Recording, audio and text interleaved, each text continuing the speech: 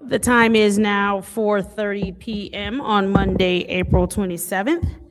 I hereby call the Special Affairs Committee meeting to order. Roll call, Madam Clerk.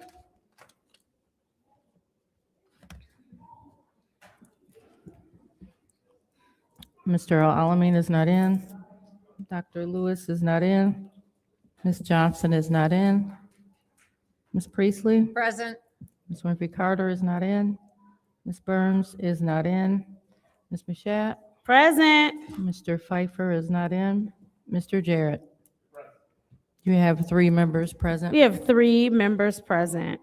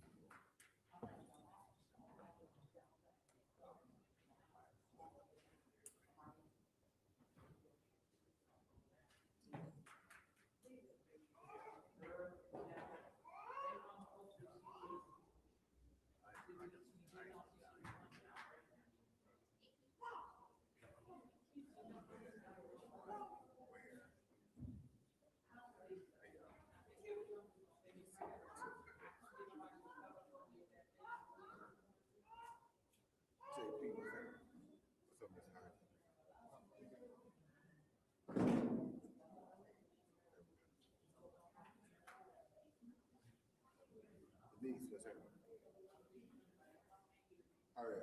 Yo, Say what's up to everybody. what's up? Hello, New York. I'm Mario, Mr. from Flint, Michigan, and as you can see, the Flint Council is trying to figure out a way to keep the people, we the people, from coming in here having a public review on what they got to say about the mayor tonight.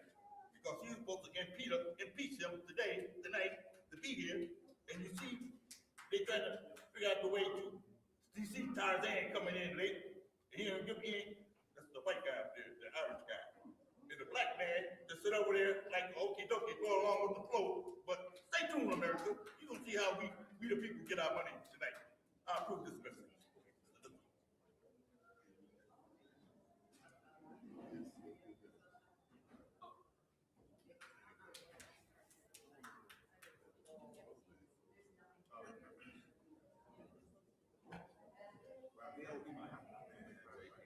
What's up, John? What's up?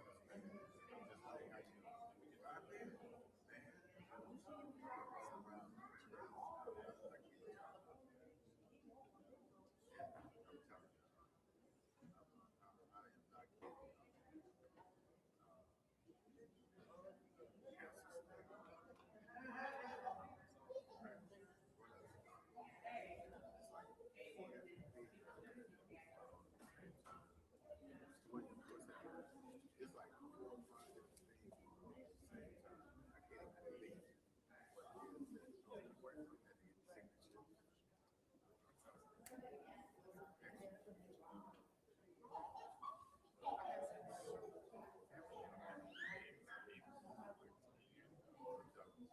If you get a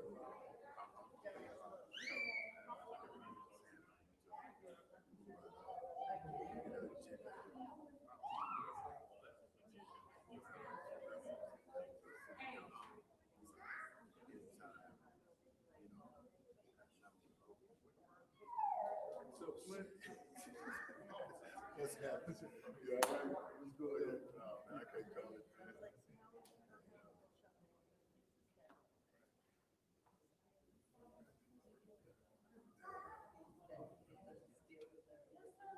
Anytime.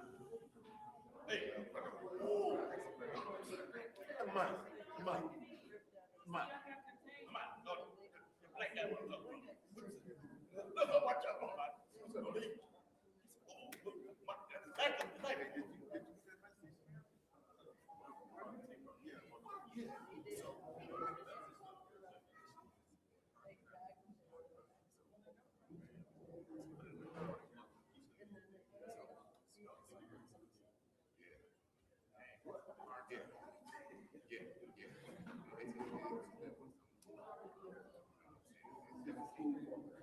Yeah.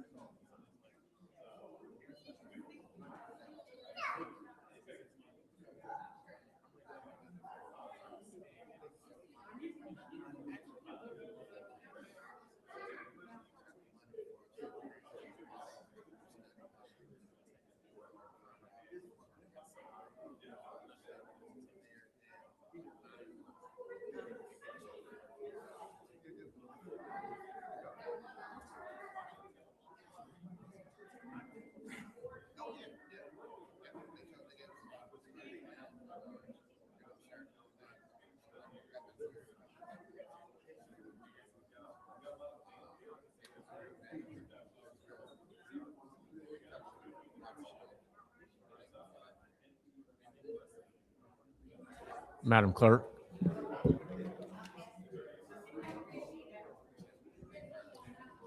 Madam Clerk, Mr. Chair, if we can have roll call to bring the meeting to order.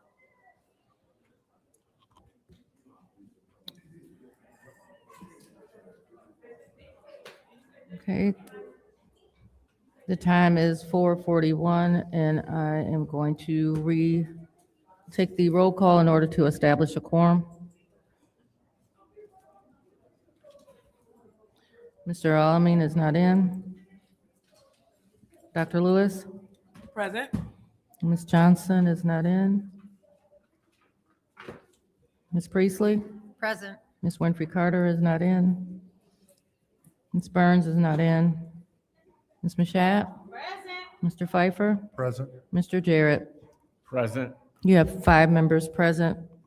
We have 5 members present. We'll now read the reading of disorderly persons and city code subsection. Any person that persists in disrupting this meeting will be in violation of Flint City Code Section 31-1, disorderly conduct, assault and battery, and disorderly persons, and will be subject to arrest for a misdemeanor.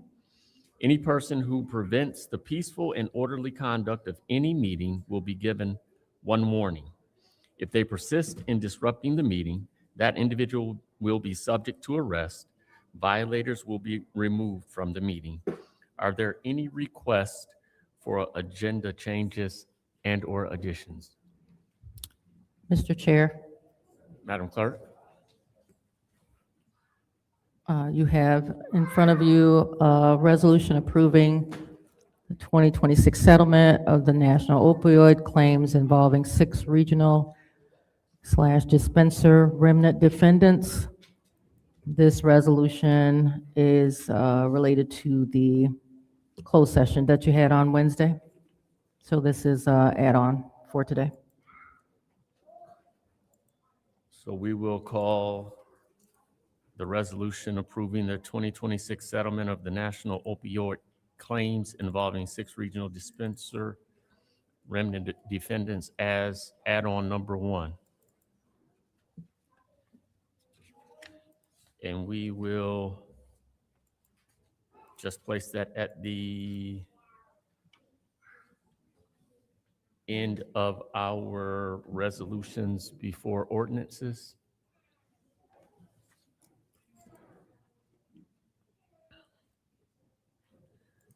Any other requests?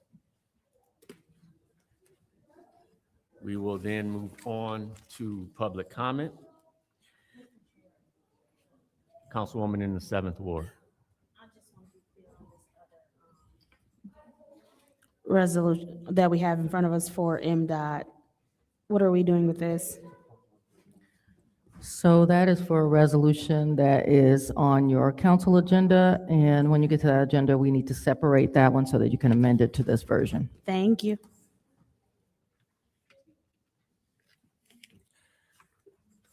Thank you. Members of the public who wish to address the city council or its committees must register before the meeting begins. A box will be placed at the entry of the council chambers for collection of registrations. No additional speakers or slips will be accepted after the meeting begins. Members of the public shall have no more than 3 minutes per speaker during public comment, with only 1 speaking opportunity per speaker. Madam Clerk, the first speaker, please. First speaker is R.L. Mitchell.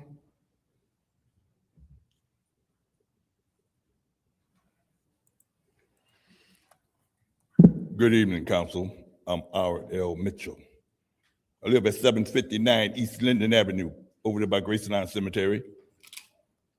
And for the record, for the peoples in New York, we use the new code language on this council today. Like one, for instance, the one called the special master. And like in the old days, 1800s, when they built the White House, they used slaves. But when one of them get hurt, fall down, and they call the special master, but the special master don't need no record of the slave that got hurt. So last week, the 6th Ward Council lady, Tanya Burns, wrote a letter to the special masters, and the 4th Ward lady, she was not approved with it, and she called the Robert Rules of Order on her. But the 5th Ward lady, who started all them laws, she told us people's Republic ought to write one too, to inform the stuff, like what's going on in Flint. And then another thing, she pushed Madam Burns so far, she impeded the mayor to come up here tonight. And you see what's going on now. They up there trying to figure out a way to break up a form. Tarzan coming in late, barely made the form. And we people, and they get this new law about this opioid, all that money, and they were making more money than the administration of Flint. But they got these houses, they ain't putting nobody in it. In the meanwhile, people's getting killed, but trying to keep warm. But them got burned up to a crisp, and they still can't find their bodies. The homeless peoples and peoples like the president over there talking about, you say the wrong thing, you're gonna get dealt with before one and we the peoples. So when you go 2027, gonna get income tax. You think you living off our land, the land bank be taking our property, all, and if they can't take it, they burn up the houses in the Overton Prospect. Oh, I was just over a few minutes ago. Nothing wrong with them houses, but they can put all junk in them, but the homeless people won't go in them, and then they end up burning them down just on purpose. And like in America, calling up invited me to a free hamburger or Halo Burger. And when I went there, the dude, the tallest, he wanted to know he can do an interview with me because he gonna take Tanya Burns, not this Humphrey seat. And then he tall dude and talking that stuff and people's like that, and walked off, and I still didn't get a hamburger because it's like that 70-year-old man y'all beat up. Y'all wanted to kill him, but his wife was watching him. Miss Beverly Bibbs and all that stuff because he came on my house and had bullet holes where I was supposed to be sitting at. And y'all gonna do us like that? You gonna get dealt with tonight when the mayor come up here. You stay tuned. I'll admit to approve this message. Thank you, Madam Clerk. Next speaker, please. Next speaker is John Baker. Good evening. Came today to ask for help. I'm sure you're familiar with what I've been trying to do as far as with the grocery stores and improving the quality of the food in those stores. Today I met with Innovative Solutions of Flint and talked to some members from the CRIM Foundation. Could you speak into the trying to mic? get trying to get some funding and some support with a meeting that I have with the mayor about trying to get someone actually to go to these stores. So, and I was asking if you all if you could attend the meeting on Wednesday. It's at 1 o'clock at the mayor's office to try to give some kind of input or for a solution to this problem. Also, I'm currently cooking at the House of Hope, the Catholic Charities, and they have the same problem that the grocery stores do. The grocery stores send them. Yesterday, we had 10 cases of chicken. 8 of them were spoiled and rotten. All the canned goods, half of them are 2 years old. I have contacts for the director and everything there, but I was like, I'm pretty sure I'm not sure, but I was thinking that maybe these stores get some kind of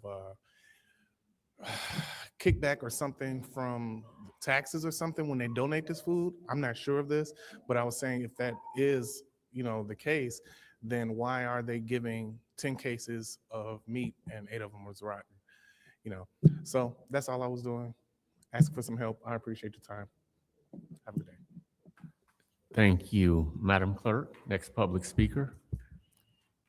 The next speaker is Madison Quick.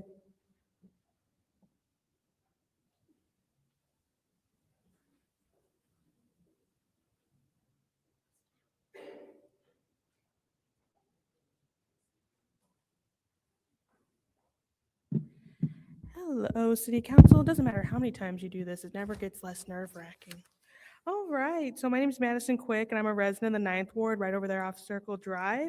I want to thank this council for taking so many steps over the last several years to reform zoning laws in our city.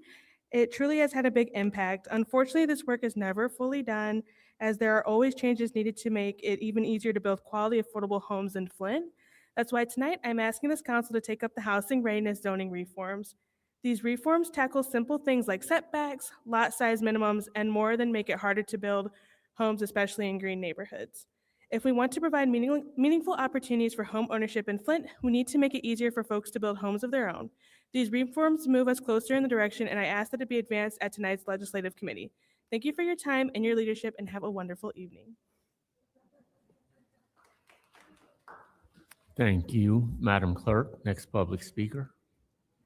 The next speaker is Allison Montgomery Littlejohn.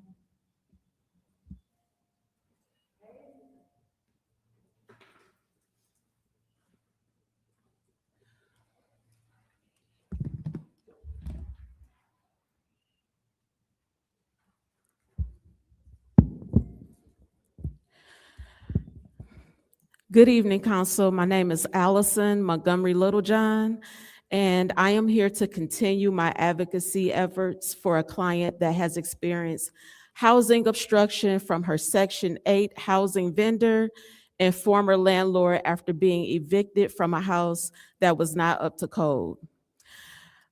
The housing ordinance 200304 states that 1, a landlord must have a certificate of compliance from the City of Flint Inspection Office. 2, the objective of having a certificate of compliance It is issued only on the condition that the premises remain safe, healthy, and fit for occupancy. 3, if a landlord does not have a certificate of compliance, then the landlord they are not entitled to receive rent money from their tenants, nor are the landlords, entitled to evict their tenants. So I have a few questions for the council members. 1, how do you enforce the ordinances that come before you so that they can be fulfilled?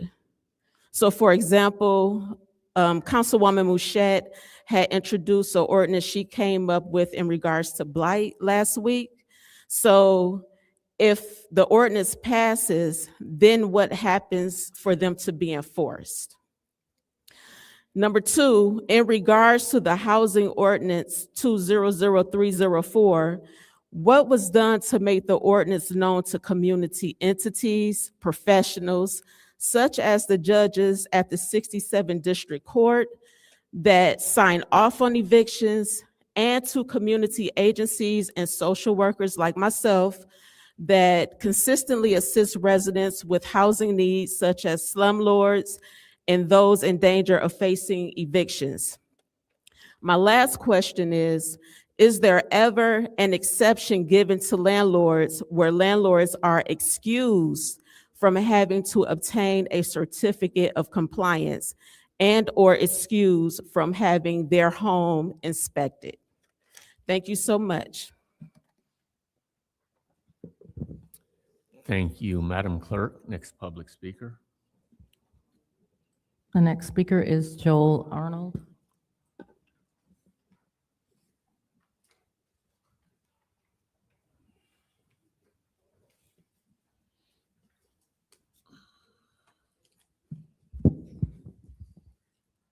Good evening, City Council. My name is Joel Arnold, and I live at 518 Mason Street. I'm here tonight to speak in strong favor of the passage of the housing readiness zoning reforms.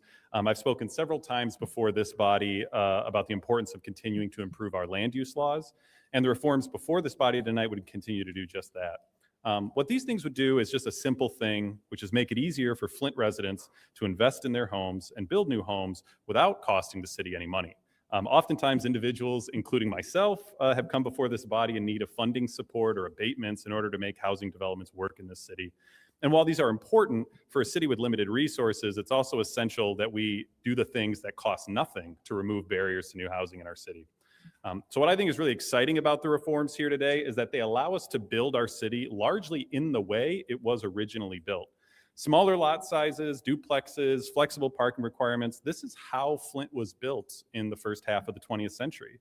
And that's why today in nearly every neighborhood in the city, you can find the kind of homes that this ordinance would make it easier to build.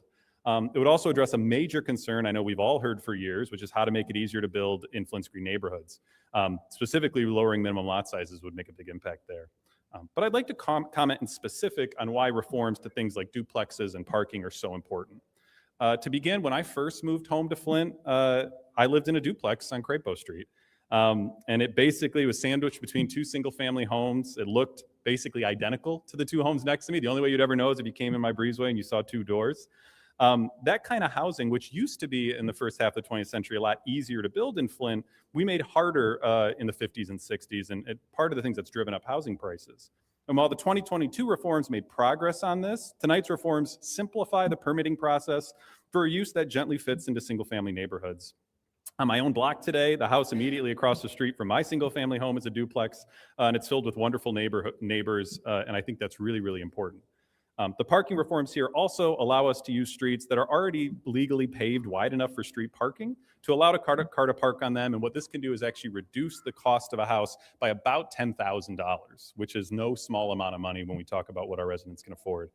We're fortunate in Flint to have a lot of room to grow, and these kinds of reform make housing more affordable while also making our city a more walkable and welcoming place. In short, I think the last thing we should be doing as a city is implementing non-health and safety ordinances and rules that make homeownership harder to achieve and housing more expensive. These reforms will make it easier for Flint residents to invest in their neighborhoods, especially for things like duplexes. It basically simplifies a permitting process, but they're still allowed in the same places they're allowed today, just this with easier permitting. And I strongly encourage this council to advance these common sense reforms, and thank you so much for your time tonight. Thank you, Madam Clerk. Next public speaker. Next speaker is Ezekiel Harris.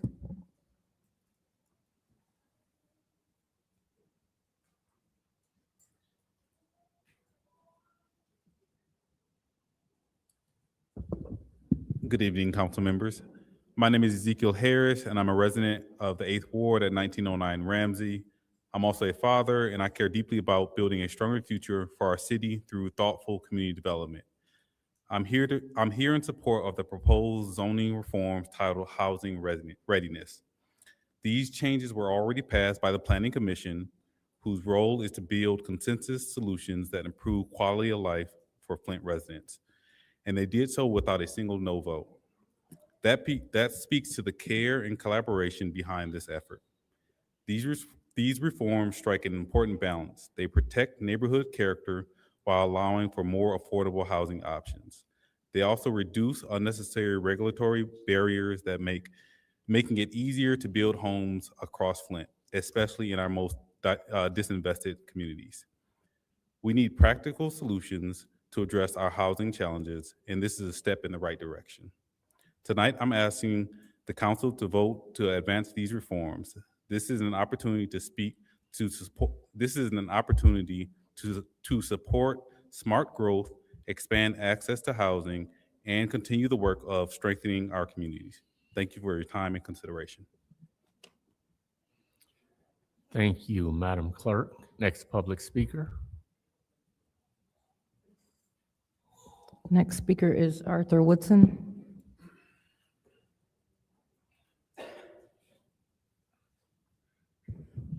Good evening. I see there's an ordinance for the green zone. Ever since they did that master plan, the emergency manager did the blue ribbon and all the other stuff. There was something to it when they did it. The north side and the east side is green zones. Why? Have y'all asked yourselves, why do they keep on coming up with little piecemeals of let's take this little piece of green zone, do away with it, take this little piece, do away with it. If you see that you could take a piece away, take it all away. You can't get redevelopment dollars in a green zone. All you could put up is a gazebo in a garden. You can't build. Why do I need to come down here and get permission from the Planning Commission to build a new house? Why do I have to do that? I mean, I got to come up and get permits to build a house, but why do I have to come ask somebody, can't I build a house? Then they put all the lots together so they could build bigger houses. Me, myself, I think is waiting for all the people on the north side and the east side to move up out of Flint. It's so tripped out that they build all these apartments, but you don't never see low-income houses built. But you see apartments built. And then they supposed to be affordable housing, low-income housing, but they do not use the Flint median.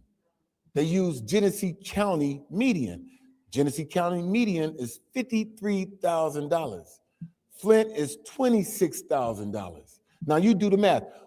How many people in the city of Flint can afford a 2-bedroom apartment running at what, $2,000, $1,500 to $2,000 a month, including the high water bills, including the high consumer energy? And they're using Flint money to bring people from outside of Flint here that works for the county or has a job that pays $53,000. And then they're gonna move all the people in Flint to those old apartments outside of Flint where there's no bus route over in Mundy Township because they don't want blacks going over on Hill Road. If you don't believe me, go to an MTA meeting. They said it with their own mouth. It's so many different things going on. And if you don't know the past of what was passed here at City Council, you won't be able to move Flint forward by repealing all the different emergency manager orders, all the green zone. Tonight, say skip it. We're voting to just do away with all the green zone. Watch how they start acting up, all the people that's building the houses. Thank you. Thank you, Madam Clerk. Next public speaker. The next speaker is David Peachy. Dave Peachy, Fourth Ward.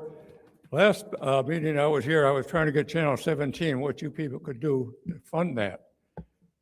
I think it's very important. I've had people come up to me and said they thank me for bringing it up last time because they are not coming down to Flint. They're not coming down here, but they'll sit home and watch it on TV and they get a lot of information they would never get, and they're entitled to it. You want to spend $300,000 at Hasselberg or whatever it is. What would it cost to put a TV, to put that camera crew back in here? Paul, he did an excellent job. People need information and you're not giving it to them, only a select people that we come down here. But it doesn't get out. I know it's election time too. It's not a good time to bring them down here. But I get upset about that. It needs to be done. And let me see what else I was going to say. Oh, last time I brought up too about the houses not being tore down in the Fourth Ward. And you made a comment that it was unsafe by OSHA to dig them basements out. Well, I was in the Third Ward the other day and they didn't have no problem tearing them down over there. It gets real tiresome seeing some areas getting real nice and other areas are getting worse. And all that money belongs to us. And another thing I want to ask a question about the mayor. He was on TV yesterday about he donated $25,000 to YWCA. Did he donate it or did he donate our ARPA fund or our general fund? I seen the check today on the news. It had Neely's name on the bottom of that check. I can't believe he'd take it out of his own money. Thank you. Thank you. Madam Clerk, next public speaker. The next speaker is Derek Dorman.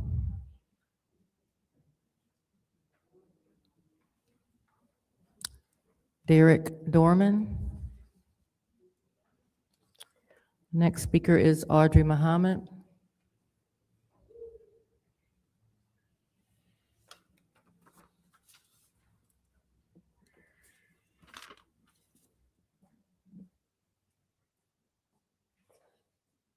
All right. Hello, Adrian Muhammad for the Second Ward. I'd just like to say we're getting to a close of to April. Closing of a great month where autism awareness and occupational therapy, which I am an occupational therapist, awareness month. And just a shout out to anyone out there who's taking care of anyone who has autism. It's a trial. Working for the schools is a trial. So my heart goes out to any parents, any family members who work with anyone with autism. That's something that the city should be considering to help to recognize people who are doing that. It's a fight every day for the family members. And being an OT and working with some of those students who have it and working with the families, it's a trial. So just a shout out to them. I'd like to appeal to the city council once again, and I'll keep saying it about water bill affordability. There is a way that our water bills could go down. I know the revenue of the city will go down, whatever, but we've been knowing that our water bill, the service fees are astronomical, and that's what's putting our water bills at a high. When you got a person who's not using their water but still have a water bill that's $70, $80, that's ridiculous. So some of those service fees, we need to take that into consideration and do everything that we can do to get those water bills down and make them affordable. Housing is good too. Water bills also. We're suffering. Senior programming. I'm all for the senior centers, but one of the things that I did hear from a lot of seniors when I was out there canvassing was I don't even go to the senior center. And I'm a senior, but I didn't get any benefits from the ARPA funds. What about us who just trying to make it and make our homes a nice, decent, safe place to live with good running water, with decent pipes? Roofs coming, apart. They needed that too. That ARPA funds was supposed to be helping to take care of the seniors, but what percentage of our citizens actually go to the senior center? What percentage? It's not enough that the ones that's at home did not get taken care of. And then when we talk about, in these last 30 seconds, police brutality, what is our relationship? Because we don't have a city lockup that we take our citizens over to the county. I know personally there's a citizen who was abused by the sheriffs when he got arrested, had multiple strokes, seizures. He's my patient. He gave me permission to speak on him. He suffered a lot, and we're doing rehab with him right now because of the abuse and the lack of not even being able to get his medication while he was in lockup for 10 days at the county. Thank you, Madam Clerk. Next public speaker. Next speaker is Rich Jones.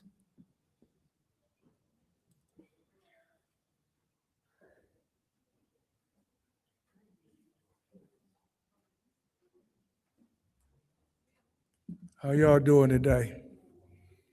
I really could wait till the day after last Wednesday when I came up here and I said that a house had got shot up 3 times out of 6 days.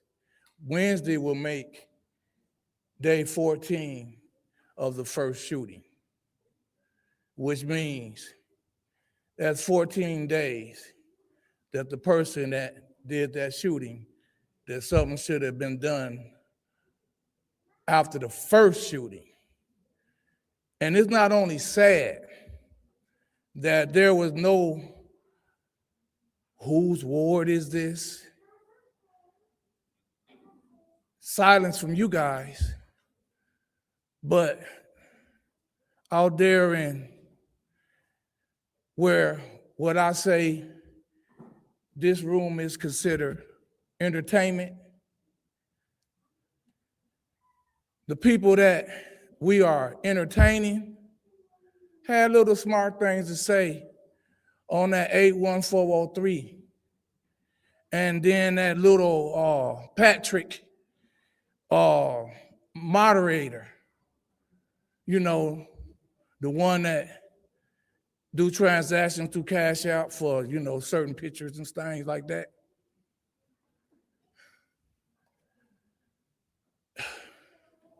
It's sad because it's a possibility that that person can be on these streets until somebody get hurt. It's sad. But you guys, and I know you care, it's just that you don't like the messenger. And that's sad because I be helping people. And I have them call some of y'all, and I had to tell them, don't tell them Rich Jones sent you. Because if you tell them Rich Jones sent you, they won't help you. That's sad.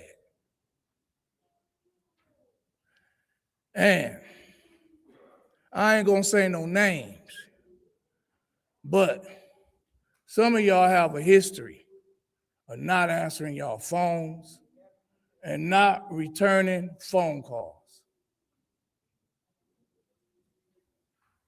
I can pull names as you want to say if you want receipts.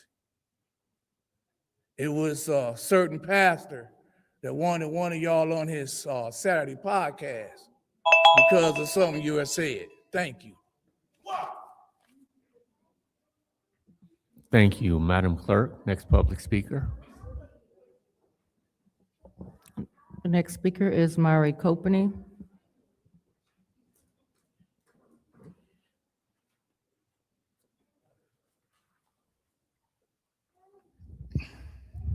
Just a few things today.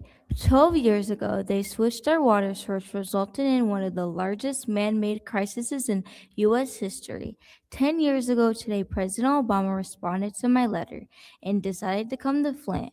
While his visit ultimately got Flint the initial funding to fix the pipes and help lead the bipartisan infrastructure bill, Flint is still dealing with the water crisis, and even with the 12th anniversary, media coverage of the day was minimal. The country has moved on and Flint is still suffering. Next, I see a discussion on the agenda relating to the fire on M.L. King that resulted in the deaths of 3 unhoused people. We need to address the homelessness so many in our community are dealing with.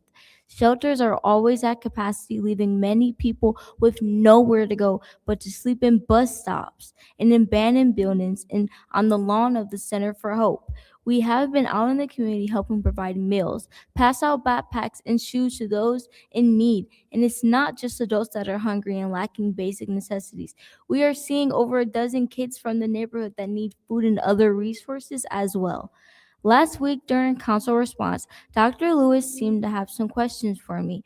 First, my name is Mari. I don't know why it seems so hard to just call me Mari. And no, I have never been a student of the Flint Community Schools, and I have worked with the Flint Community Schools on several occasions. Most recently to host the largest toy giveaway in Genesee County for Christmas. A large majority of kids in Flint don't attend the Flint Community Schools. And while you rolled your eyes at me a total of 8 times last week, some of the ideas in that resolution are good, but we need to be able to work on making those programs and solutions available outside of the schools. The biggest action that can be done right now to help the kids in Flint is to help bridge together all the program and resources that these kids desperately need. We also need to figure out how to focus on community policing, maybe even partner with the sheriffs to get officers out there on the streets interacting with the kids positively. You don't have to like me, but to know there are other youth that want to come to city council, but they see how I'm treated and get discouraged about attending.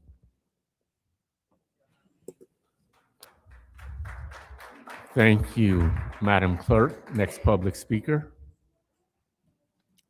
The next speaker is Kristen Pollard.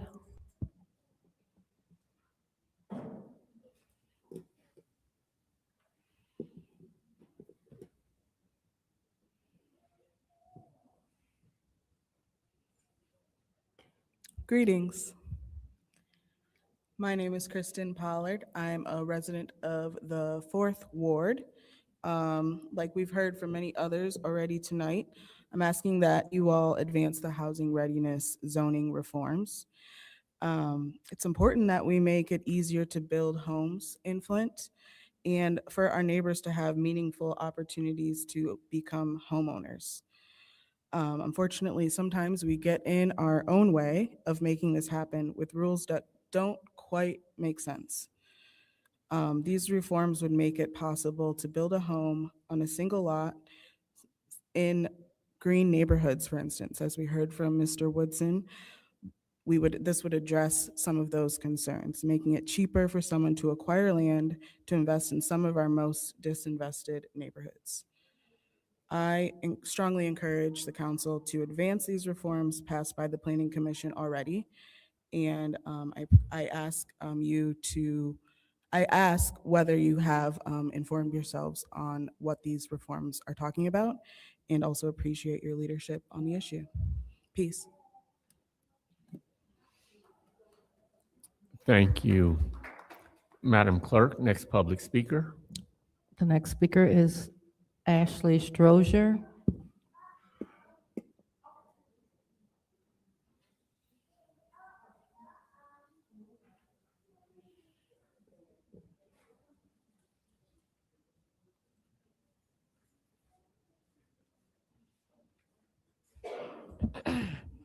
Good evening, City Council. My name is Ashley Strozier, and my husband and I live in the 2nd Ward with our 4 children.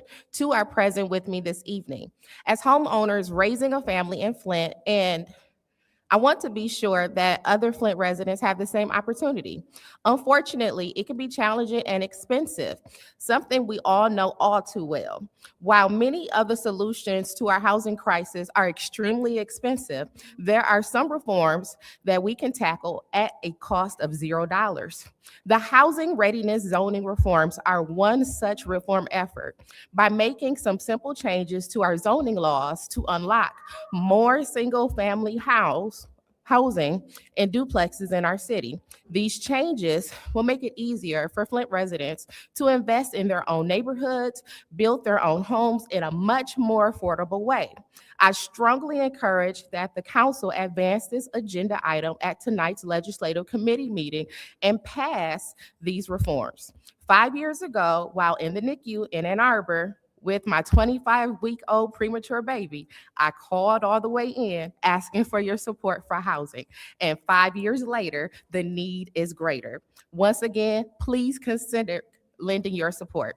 Thank you for your leadership and the work you do for our city.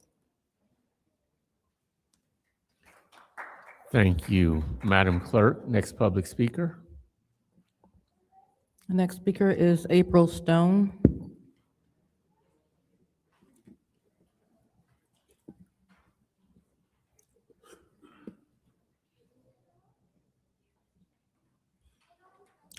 April Stone.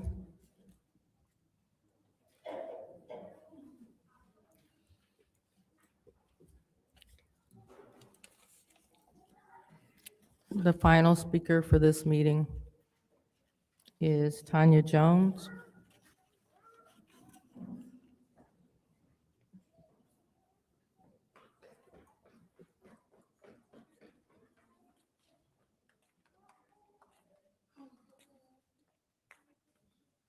Good evening. My name is Tanya Jones. I advocate for my son, this part of the opioid crisis, and he's autistic.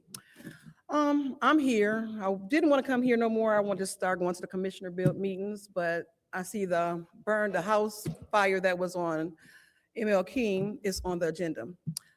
First of all, I want everyone to know that Preston, the son of Joshua, is looking for his dad.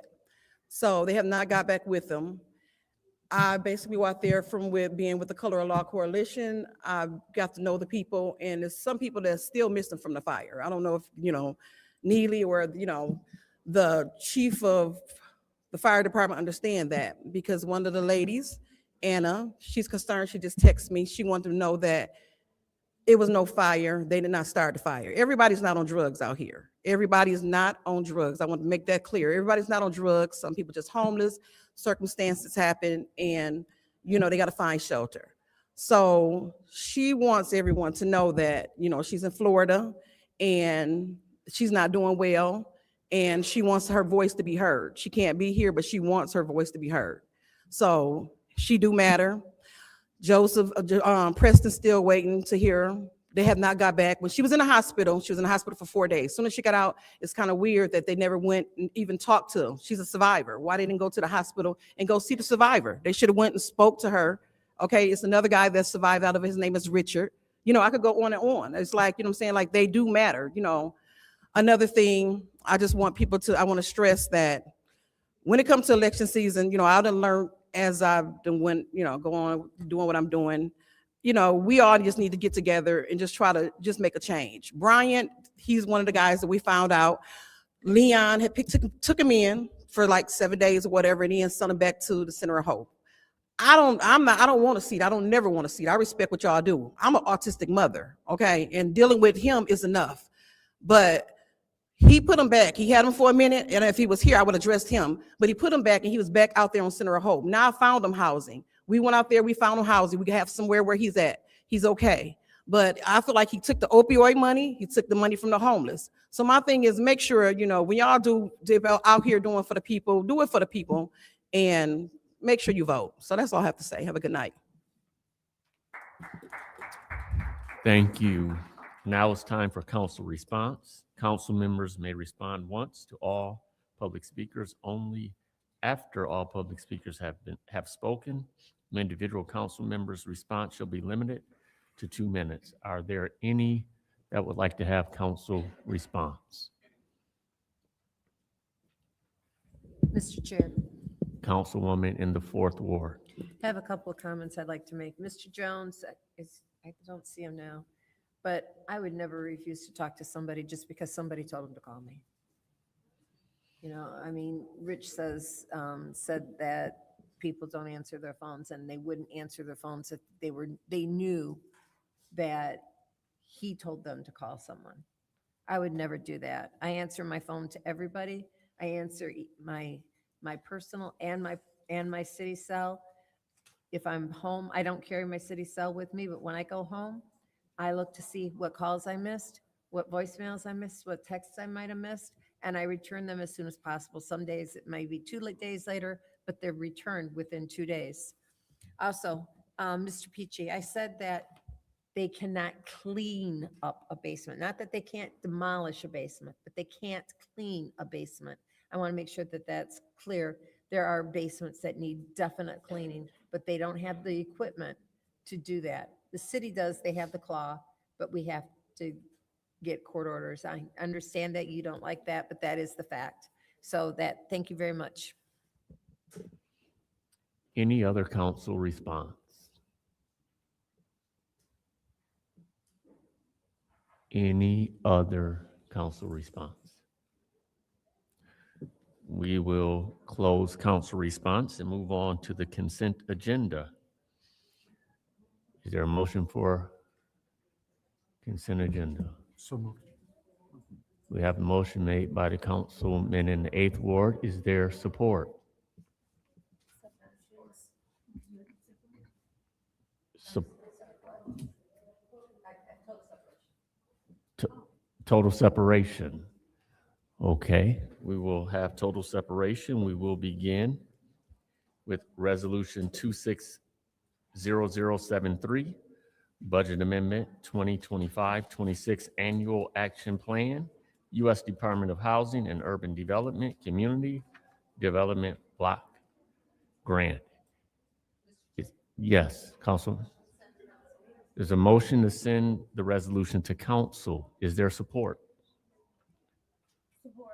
Supported by the councilwoman in the 7th Ward.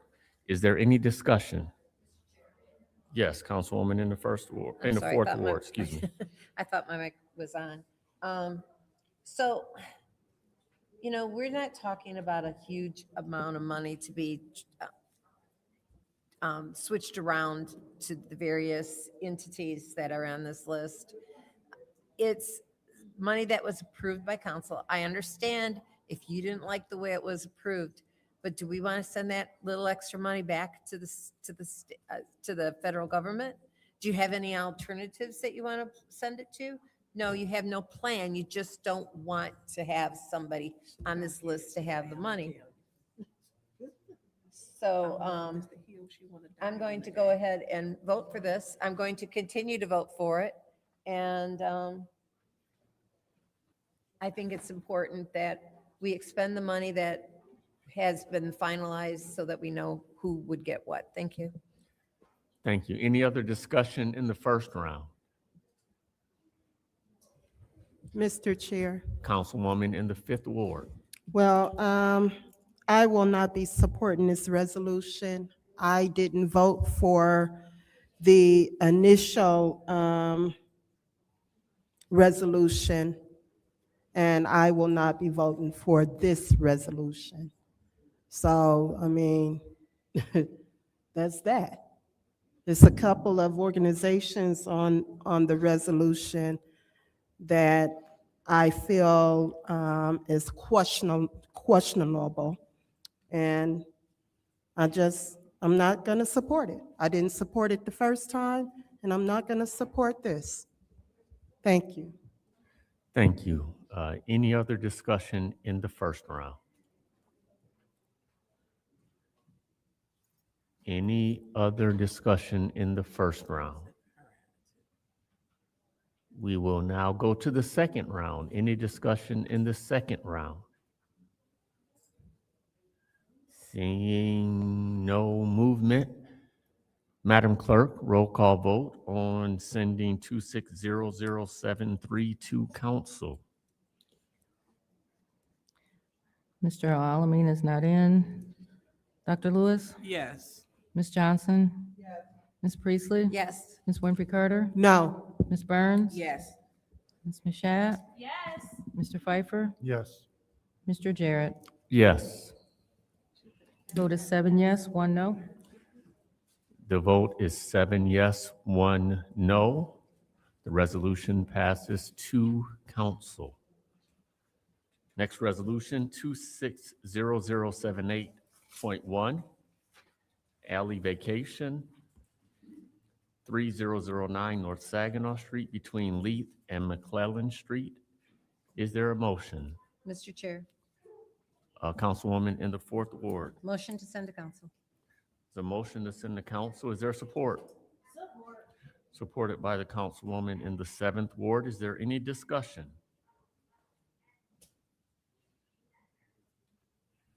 Is there any discussion in the first round?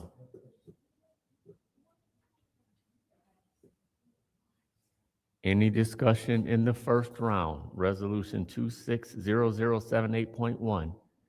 We'll move to the second round. Any discussion in the second round? Mr. Chair, Yes. who separated this? You're not Mr. Chair. The councilwoman in the 4th Ward requested total separation. So I think we've covered this. I believe this is the, I guess they call it the Riviera Party Store. I think that's what it was, and this is for the gas station, I believe. Who can speak to this from the from the administration? Is there anyone from the administration that can speak to this resolution, please?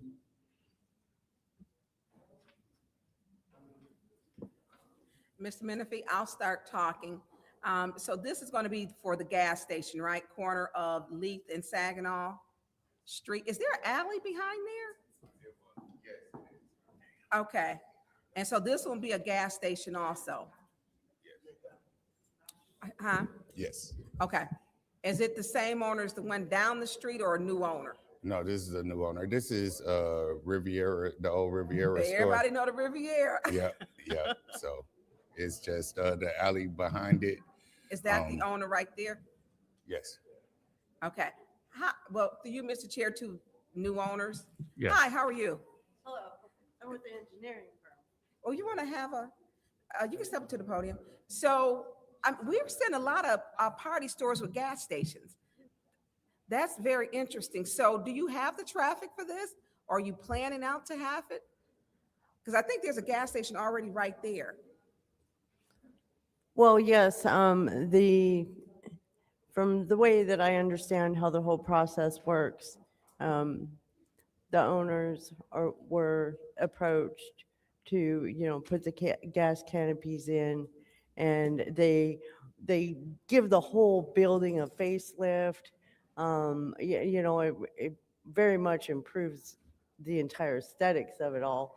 And then by them owning all of the properties surrounding the alley, so there's no conflict. There's nobody wondering which. So they own the portion. surrounding property. So they were approached to convert their. No, what it is as we were doing the design of it all, we decided, hey, let's do away with the alley. Let's give them a bigger front area, more open space. Okay, I'm good on the alley part. So I'm at the part, so they were approached to add a fueling station or full service station. The owner could probably speak better about how all that happened. I'm doing the design part of it. Okay, and I needed him up here and you kind of sent him away. Okay. And I got 14 seconds. So you were approached to do this. And are you excited about this? Yes. Okay, and so what fuel station? You gonna be an Amoco too? It's gonna be no, we don't know the name of it yet. Okay, that's my time, but thank you. Thank you. Any other discussion in the second round? Any other discussion in the second round? Seeing no movement, Madam Clerk, roll call vote. Resolution 260078.1 to be moved to council. Dr. Lewis, Yes. Ms. Johnson, Yes. Ms. Priestley, Yes. Ms. Winfrey Carter, Yes. Ms. Burns, Yes. Ms. Mashat, Yes. Mr. Pfeiffer, Yes. Mr. Jarrett, Yes. Mr. Alamin is not in. Vote is 8 yes, 0 no. The vote is 8 yes, 0 no. That resolution moves to council. Next resolution is the add-on resolution. Resolution approving the 2026 settlement of the national opioid claims involving 6 regional dispensers, remnant defendants. Is there a motion? Mr. Chair, make a motion to send to council. Motion to send to council by the councilwoman in the 4th ward. Is there support? Support. Supported by the councilwoman in the 7th ward. Is there any discussion? Mr. Chair. Councilman in the 8th ward. So I won't be supporting this evening until we can get actual dollar values on the resolution and be fully transparent on the money that the community is receiving. To me, this as a walk-on is less than transparent, and then this not having actual dollar values on it that the city can anticipate being dispersed to the community, I think that's a big red flag. So I will not be supporting it. If we want to do a change to add the dollar values, but this is a recommendation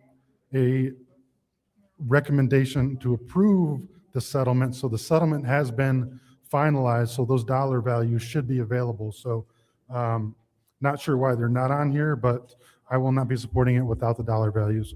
I yield. Thank you. Any other discussion in the first round? Mr. Chair, Councilwoman in the 6th ward. thank you. Through you to Attorney Gurley, how are you today? Good evening. Good evening. Is it a possibility to put the dollar value, or why is it omitted? From the previous resolutions that you had approving opioid settlements, those amounts were not included, and that is because there is a number of municipalities that can sign on to the settlement agreement. And so what we know is what the percentage is that the city of Flint will receive, but the actual dollar amount is not definite. So we don't have a dollar amount because it's a percentage at this point. Right, so this one is a lump sum payment of approximately, I guess, less than $100,000. But then there are fees and other assessments that come out of it, and then that could be further reduced by the amount of other municipalities who may sign on after you approve your resolution. So it becomes difficult to tell you exactly what the amount is, and if we put the amount in there, it could fluctuate. Okay. Mr. Chair, for you to Mr. Moore. Mr. Moore, if you could, how much is in our opioid account? How much do we have? Because it has been a ridiculously amount of time with not getting answers. The check registry, still asking for that. Don't have that. We learned 25,000. We just do it because of the ordinance. Now we don't, the administration does. How are you tonight? Good. How much is in our opioid, have we received, how much have we received in opioid settlement funds? We currently have approximately $5 million in the fund. I'd have to, Approximately 5 million? yes. It's a little bit over that. I don't know the exact That's amount. what's left, right? That's what's left. How much have we received? I don't know if I haven't calculated that. I would guess it'd be in the neighborhood of 6 million, maybe $7 million, but I'd have to check. I don't know. Okay, maybe 6 or maybe 7. Right. And what I would like to do is do a referral so that we're here in the council chambers. I would like to have, through you, Mr. Chair, to the city clerk and city attorney, and to you, Mr. Moore, I would like to have how much we've had that's been deposited into the city coffers, and then also what has been the expenditures and what it has been spent on. Because I know that in that account, 30% of those funds can be used for anything other than opioid. I know with Senator Ananek, former Senator Ananek, we had, through his program, was it 1 million that we gave? How much did we give to that program? Which one? It was Senator Ananek was here. He had an opioid plan. I guess I'm drawing a blank.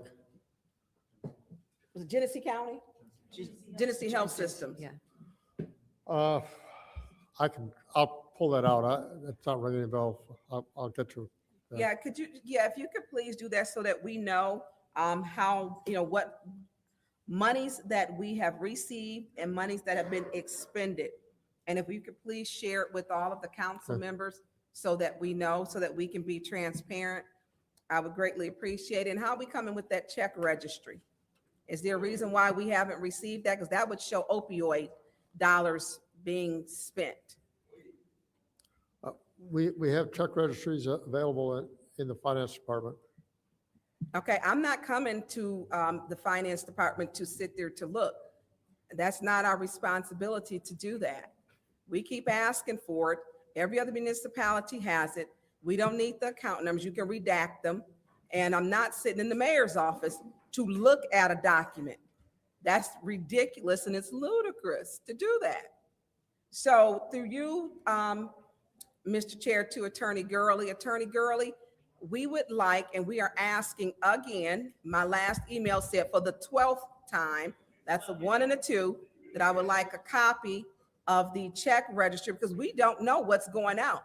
And they just yelled off or rattled off Ordinance 3-.208, whatever it was, that they can spend $25,000. And we don't know where that $25,000 is coming out of, and the $75,000 threshold. So I would like for us to have a copy of the check registry so that we can know what's being spent, because we were told with chatter, money's being spent that council hasn't approved. Thank you. Any other discussion in the first round? Any other discussion in the first round? I will then take a few moments. Madam Attorney, Yes, sir. how can we document the range or the percentage or the anticipated value of this settlement in a resolution formally? Because I agree, I don't know exactly how it would work for us to approve something and then not have it on the public record once it actually comes in, what we approved or what settlement is anticipated. Well, you can certainly add that language to the resolution to ask that that amount be relayed to the public. But what I can tell you is what the percentage is that the city of Flint will receive. And that's the percentage of a total award, or how does that percentage work? So there is a total estimated amount of this settlement. And then there is a percentage that the city will receive. That will be reduced by how many other municipalities sign on. So, that's the most that I can do at this juncture because I don't have an exact figure, even in a close enough approximate that I would be comfortable with delivering here.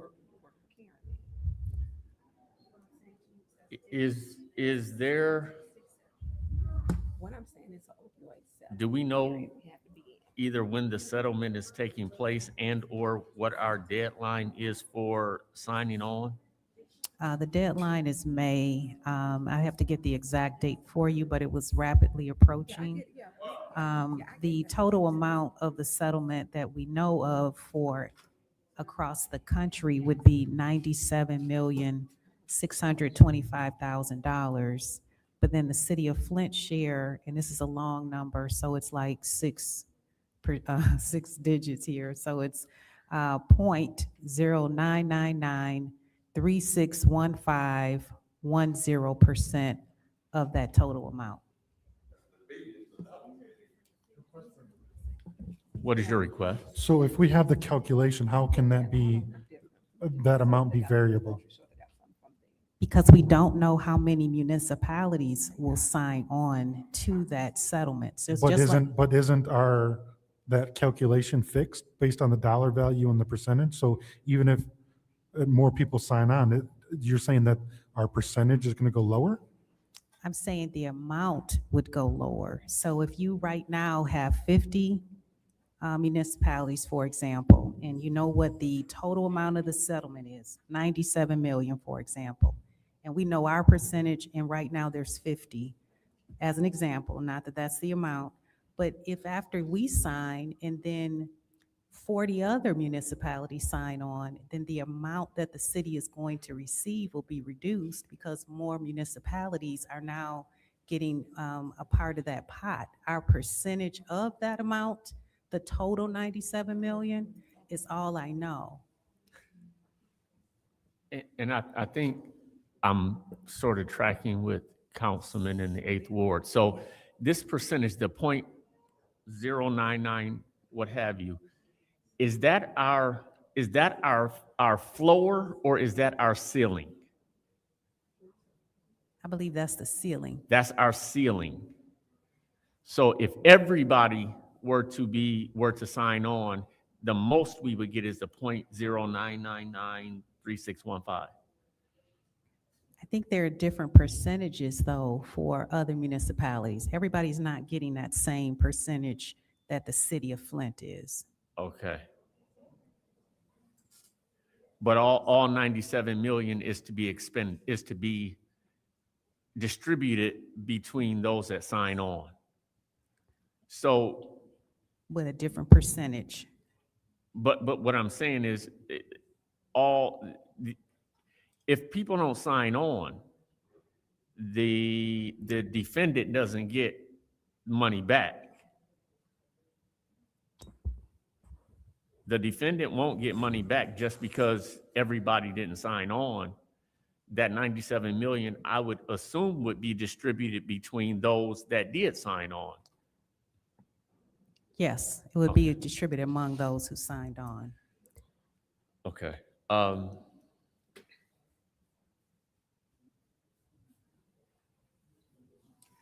Yeah, I too would like to find or have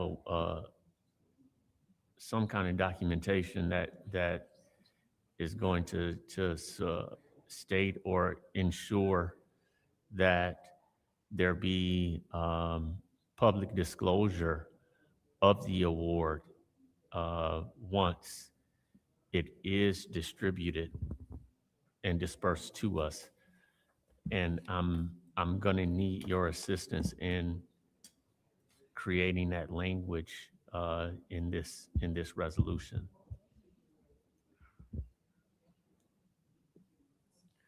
Okay, thank you. Any discussion in the second round? I'm gonna fix it. Mr. Chair. Councilwoman in the 7th Ward. Thank you. Through you to the city attorney,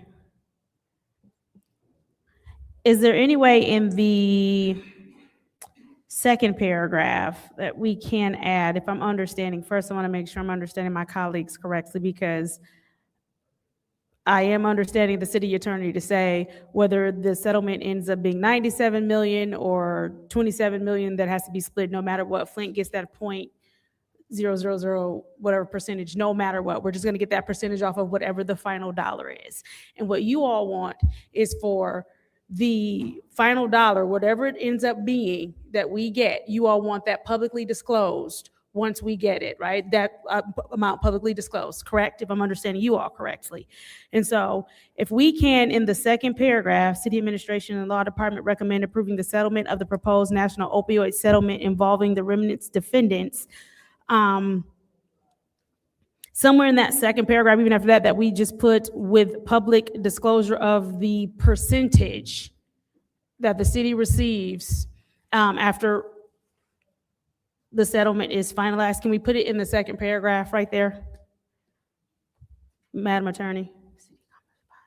Yeah, yes, we can put it in there. Let me just construct some language unless you're comfortable with what you have just stated. No problem. Mr. Chair, I would like to move this resolution after the zoning ordinance so that we can just get the wording worked out. That's my motion. Yes, table it till the very end of the meeting. Support. It was motion to move this resolution or table it to the end of the meeting. Councilwoman in the 7th Ward, supported by Councilwoman in the 4th Ward. Madam Clerk, roll call.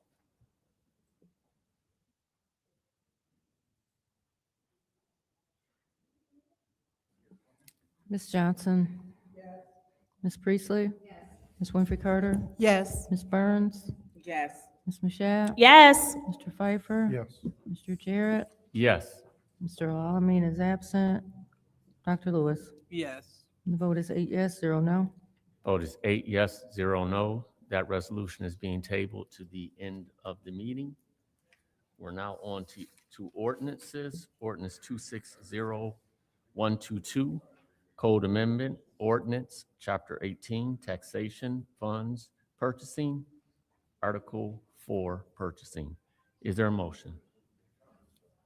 Mr. Chair, Councilwoman in the 6th Ward. motion to send ordinance 260122 to council.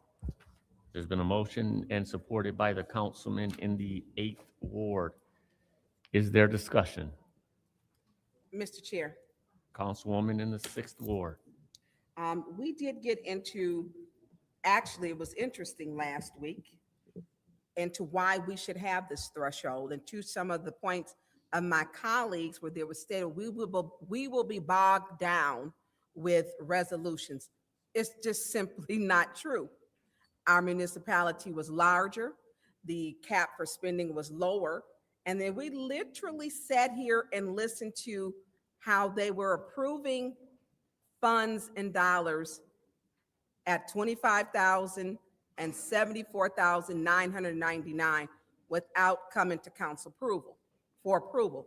Also, as there was chatter, I guess, going around City Hall, we were told that there have been items spent or funds spent, specifically ARPA, without council approval. And so there has to be a check and a balance on what's going in, what's going out, because we have simply been unable to track what's being spent. We know that this had been on the books for some years, and basically what this is doing is rolling back emergency management. And when we do that, we take control of our own city back, which they hold all of us to be responsible.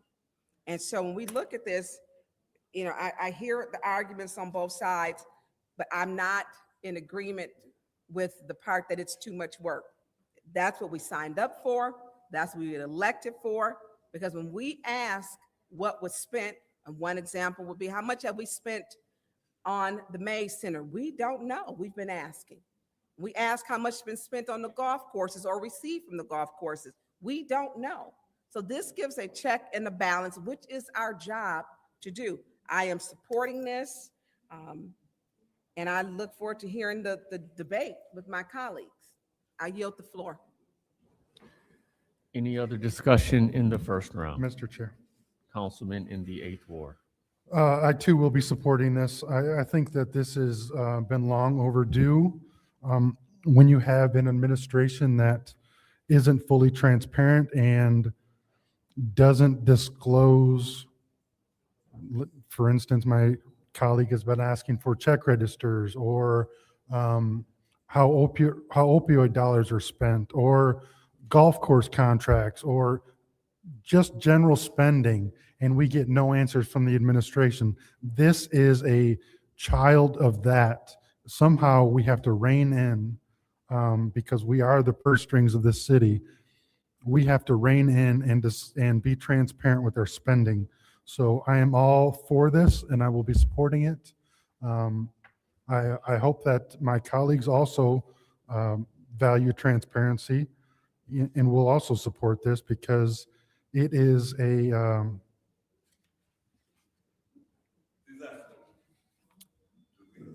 the finances of the city are going to come to a screeching halt now that opioid dollars are gone.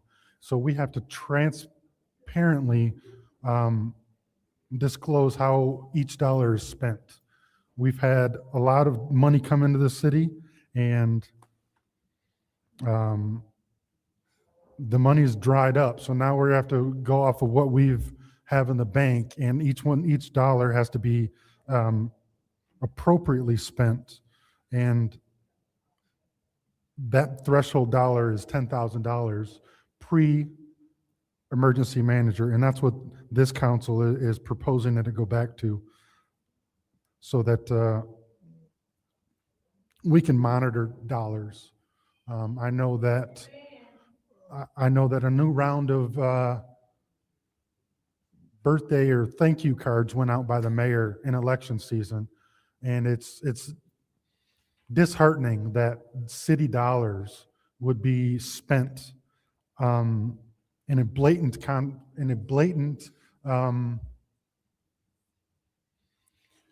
going to say election violation. When you reach out to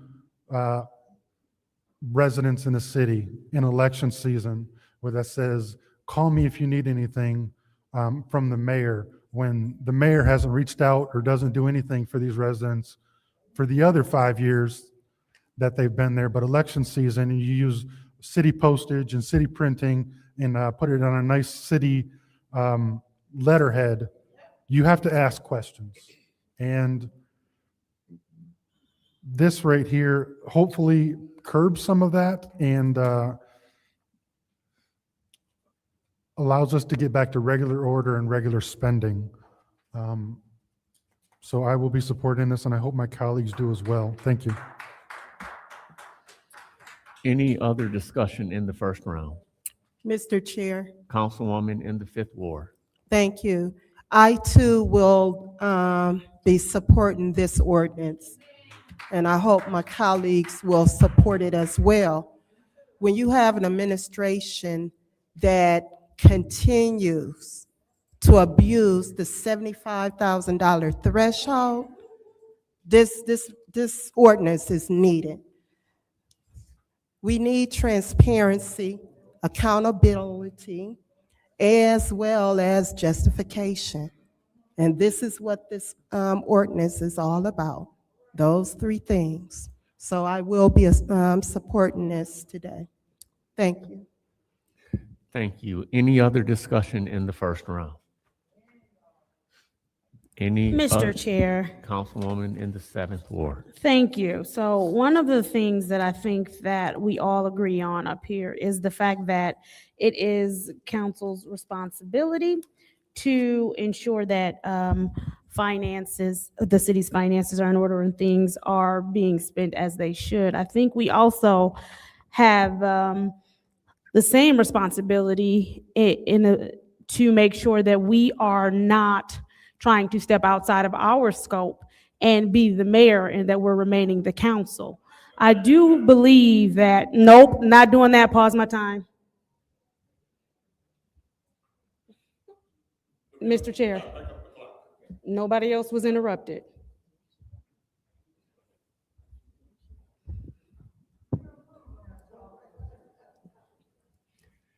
If we could, please, in the room. Thank you.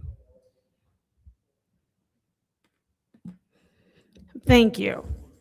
So as I was saying, I do think that we have a responsibility to be co-equal branches of government in the same way we do not like this administration to step in and try and control the council. I don't think that this council has a duty to step in and try and control the administration.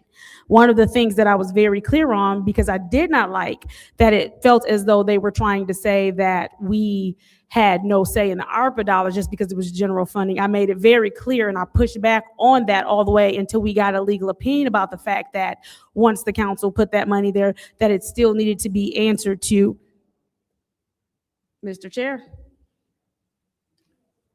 If I could ask that we keep both our comments down and our respect high, that would be certainly appreciated by the chair. Thank you. Thank you. So, as I was saying, I think that there have been instances where this council has asked for answers repeatedly. So one thing I do understand is the frustration of my colleagues. I think that 10,000 is too low of a threshold. And so because of how low the threshold is, I will not be supporting this. Thank you. Request for information. Go ahead. Yes, sir. Is there a, at what level would you be more comfortable with?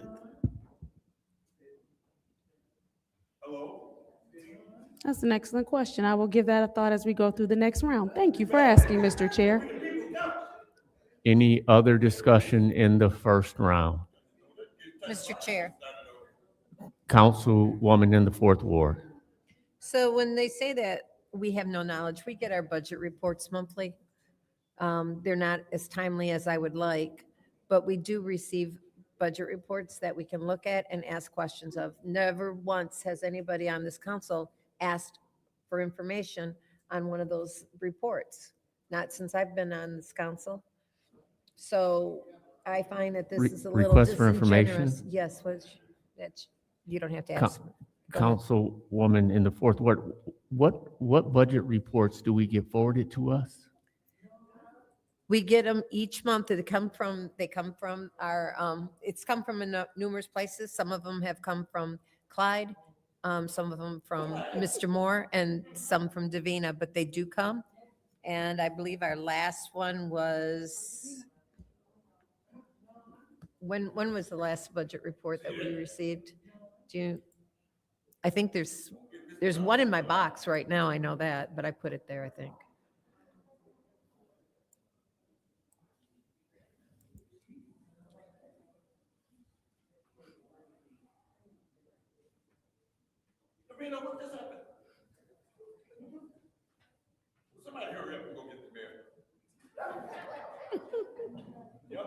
Look, they just sent these. They could stop playing. We just Okay, so, just got one. anyways, we do receive those. We have received yes, we do. We just got one. No, we do not. So, Mr. Chair,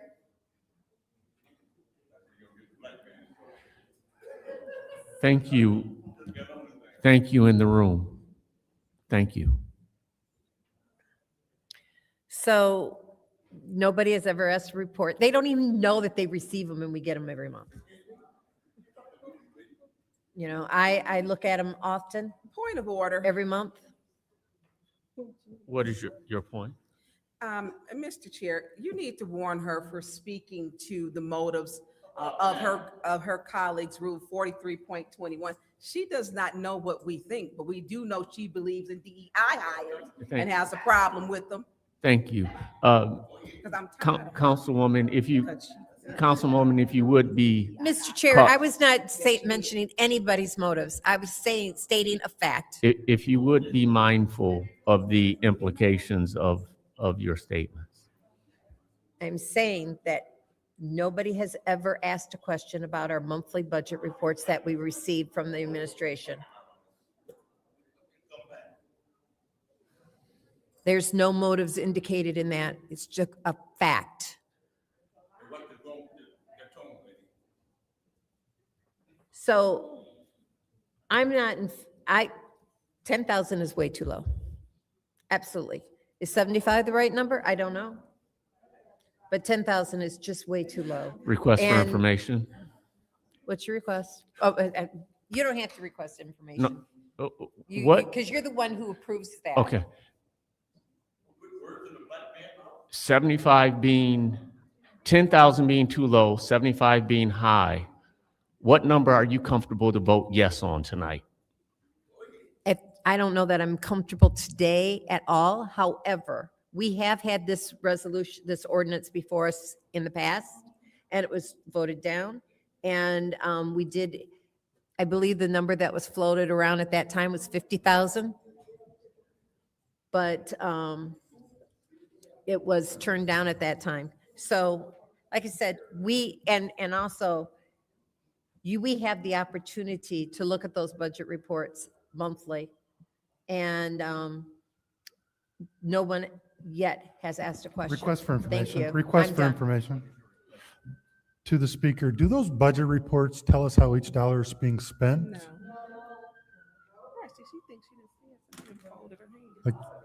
Like there's no magic bullet in these budget reports that tell us what $75,000 was spent on. Is there? It doesn't.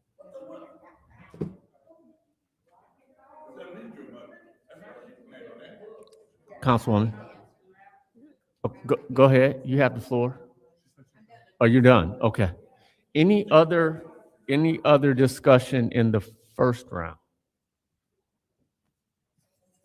Any other discussion in the first round?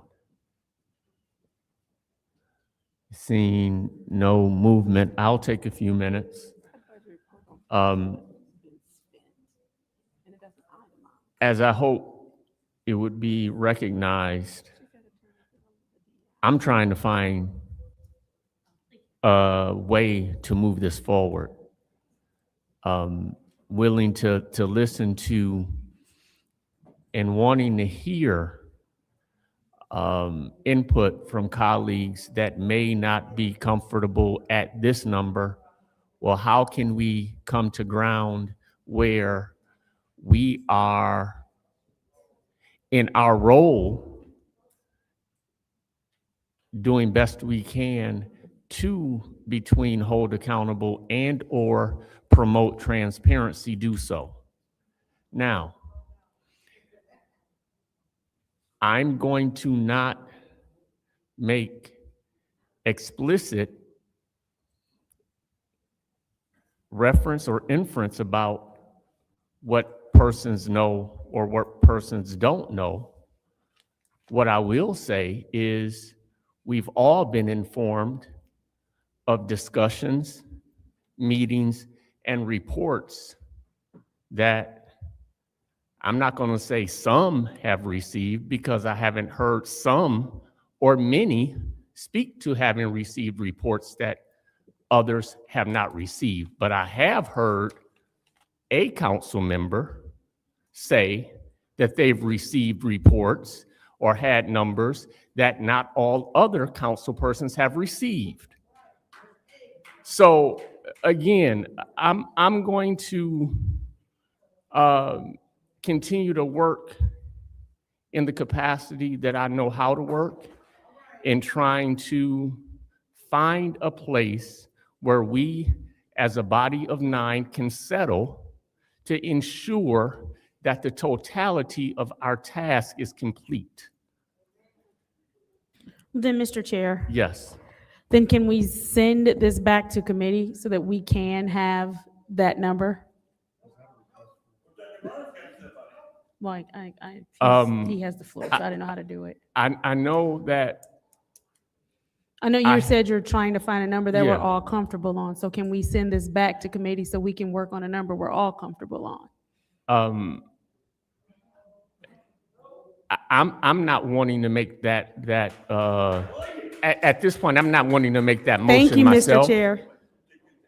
What I would like to do is, as was stated when the question was posed, to hear the second round discussion, because the response that I received by one of my council colleagues was, I'll give it that thought and talk about it in the second round.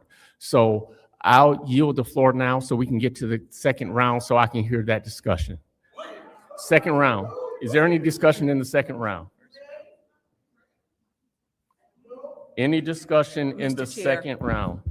Councilwoman in the 6th Ward. Thank you. If we were operating with transparency, and let's say some honesty here, it was the councilwoman in the 4th Ward who said she heard chatter, and the chatter, when asked for the chatter dollar amount for the ARPA funds, would not tell us, would not. And today, she does not want to hold people accountable.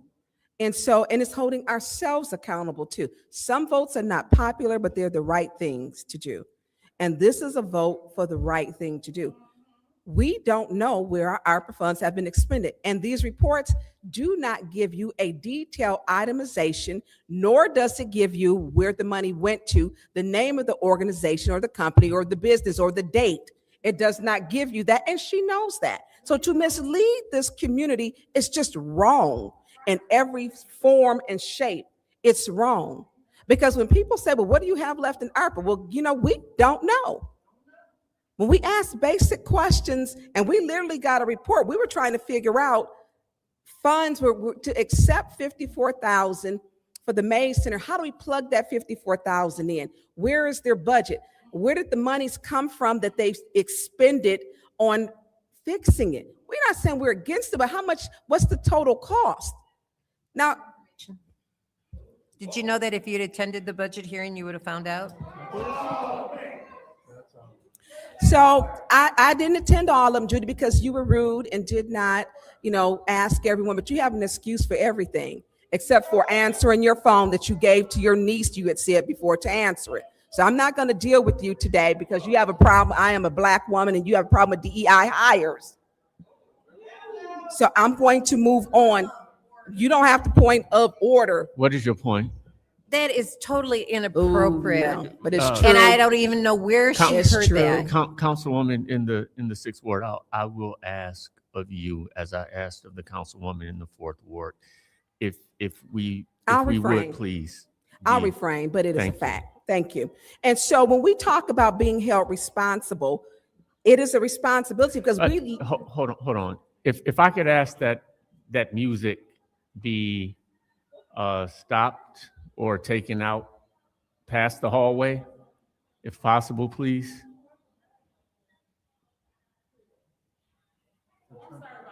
Thank you. Thank you. Yeah, the babies was here. So here is the most important thing. If we can, we have asked questions and the administration walked away. They took their book and they closed it up and they walked away, no answers. We asked week after week, and you just heard the CFO said, you can come down to the finance office. I'm not sitting down there for hours and hours. I generally breathe through stuff 1, 2, 3, 4, 5 o'clock in the morning because that's when I'm not getting calls. You don't get to be the crypt keeper of the checkbook. That's not what it is. And the part that she can't separate herself from doing what is right is problematic. That does not give us the budget reports, what has been spent. And it definitely doesn't give us the chatter because she's keeping all those remarks, the chatter amount. We don't know. What we do know is that money is being spent that city council has not approved. That we do know. That is a fact. And the fact that she's using budget reports just to throw you off, don't fall for that. We're asking for detailed itemization, and we shouldn't have to ask. Once just to ask, and then it'd be given, and that's it. Simple as that. I yield the floor. Thank you. Any other discussion in the second round? Mr. Chair. Councilman in the 8th Ward. So there's been discussion, okay, 10,000 is too low. What's the correct number? And with the lack of transparency and them crypt keeping or hiding the check register, I don't know what that dollar value is. Maybe 10,000 is too high. When you want to hide information and do it, when you want to have professional service contracts and hire anybody and their brother to do stuff and it doesn't come before council, and you want to hire PR firms, and you want to and you want to rent out the Hilton downtown for fireworks parties, and you want to do all of this stuff. There's a lack of transparency, and they're saying that they can't disclose the check register because of the hack that we got into. Well, the check register just says who we wrote checks to. How is that a security issue when it's not? It's not. They're using it to hide dollars, to hide their expenditures that they know are going to be questioned. And that's why they don't want to publish the check register. For as long as we've had a website, there's been a check register on the website. And this administration took it off. And we all have to question, why is that?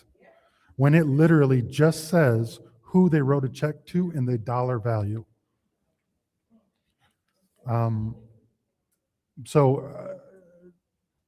don't know what the correct amount is because we can't look at the check register to verify.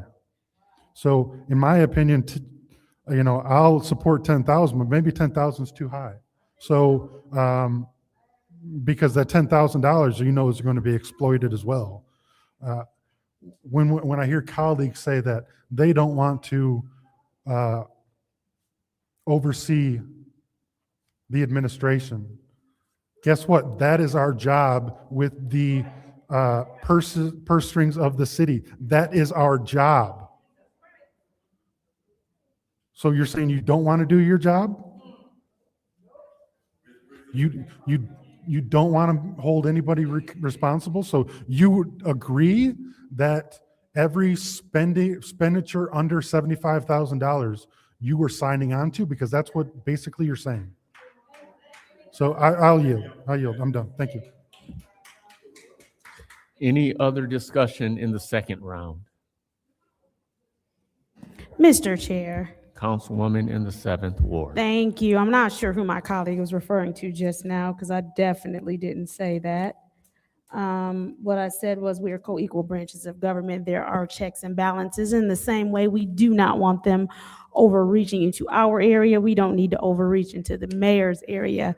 Again, as I've stated before, I think that this needs more time so that we can come up with a number that actually works. There have been times in the past where my colleagues have asked for more time to talk through a situation, and I have voted with them to give them that. So I am asking for the same courtesy. If I don't get it today, I understand. But the bottom line is I'm not supporting this today. I've stated my reasons why. I yield. Any other discussion in the second round? Mr. Chair, Councilwoman in the 2nd Ward. thank you. So I hear my colleagues as we talk about the spending of the mayor's office and appropriately allocating funds.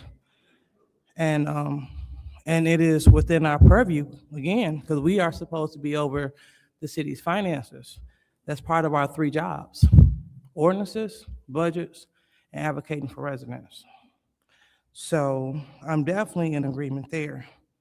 However, I find it quite ironic that we selectively choose because, again, when it was passed in last year's budget for us to get another $30,000 to assist our wards, all y'all voted against me. Not even against me, but you voted against holding the mayor accountable to that. So now we want to, I guess, have a problem with it. And so that's just a little concerning. So I don't know if this is the perfect timing to do this or what, but we have to understand that right is right. So if money is passed in the budget for council, whatever, we need to get what's allocated for us. But this body didn't have the political will to stand up then. It was all the no's. I think me and Councilwoman Johnson, we the only one that said yes. So with that being said, if you all want to discuss it some more, It sounds like a good idea, but I'm a little conflicted. I'm like, are we doing this for alternative purposes, or are we doing this because we really care? So I'm here to continue to listen. I'm definitely on board to finding out where the money is, because I'm still waiting to have my ARPA questions answered from February the 5th. Haven't heard anything yet.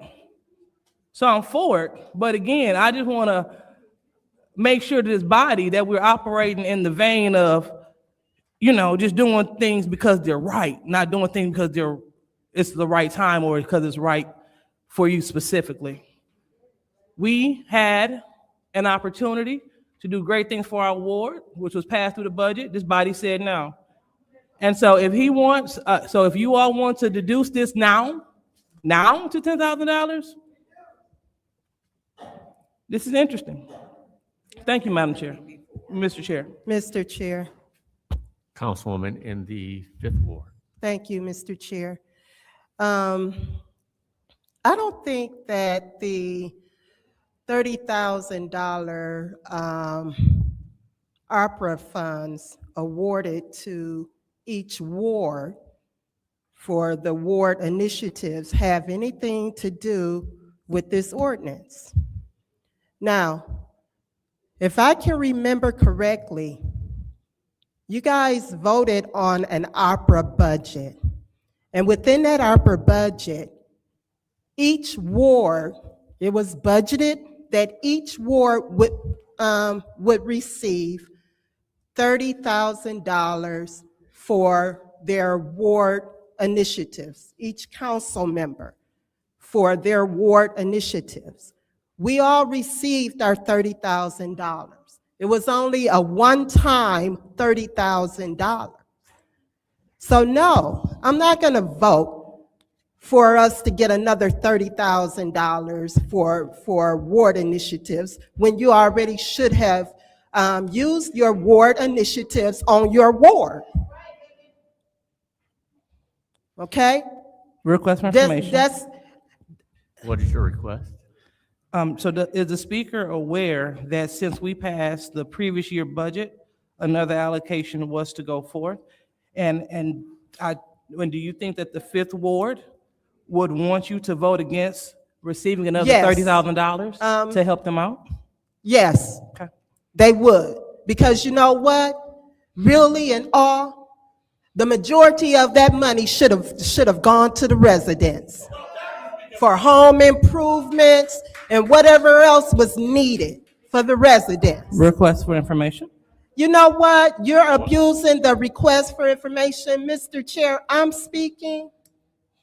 Request for information. What is your request? Do you think that the $30,000 that we would have received for our ward wouldn't have went to the residents? Wasn't that what it was for? So what I'm saying is this.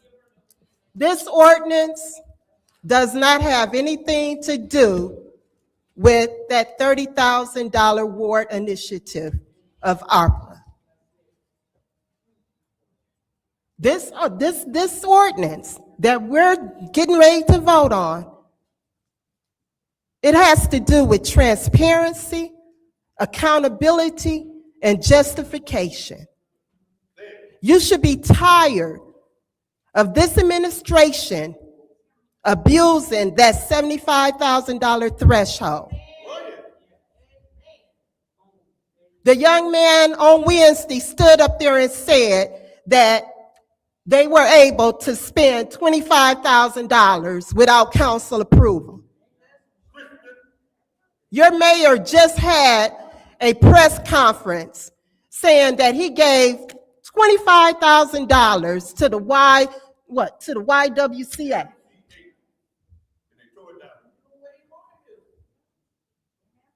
He's using money, $50,000 for the rodeo.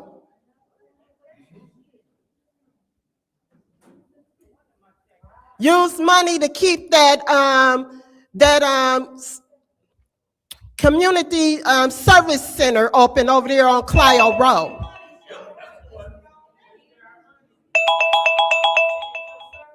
Thank you. Thank you. Any other discussion in the second round? Any other discussion in the second round? Seeing no movement, Madam Clerk, we'll go to roll call vote on the ordinance 260122 to council. Through the chair, can we clarify what the vote is for? Because this is an ordinance, so are you voting to move it to council, or what is the vote? The motion, Mr. Chair, the motion on the floor is to move it to council. Yes, that's my So understanding. once it's moved to council, it would fall under the header to acknowledge for first reading. I'm sorry? Once it is moved to council, it would be moved to the header under to acknowledge for first reading may be referred from special affairs. I'm sorry. So So- to move it for first reading. So it'll be moved to council where it will then be considered for first reading by the council. Okay. So the roll call, Ms. Priestley? No. Ms. Winfrey Carter? Yes. Ms. Burns? Yes. Ms. Mashat? No. Mr. Pfeiffer? Yes. Mr. Jarrett? Yes. Mr. Alamin is absent. Dr. Lewis? No. Ms. Johnson? The vote is 4 yes, 4 no. The vote is 4 yes, 4 no. That motion failed. Councilwoman in the fourth ward. I make a motion to send 260135 to council. There's a motion to move 260135 to council. Councilwoman in the fourth ward, is there support? Support. Supported by the councilwoman in the seventh ward. Is there any discussion? Mr. Chair. Councilman in the eighth ward. So I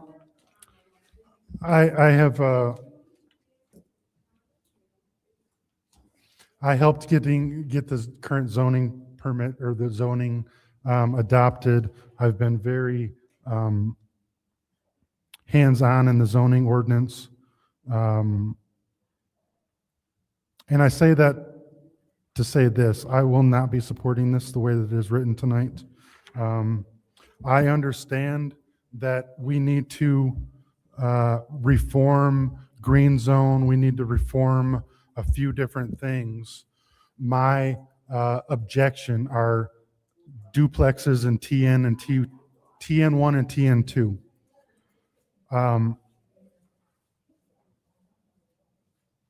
I say that because, and I'm under the understanding, can I have it quiet in the back, please? Can I have it quiet in the back, please? Thank you.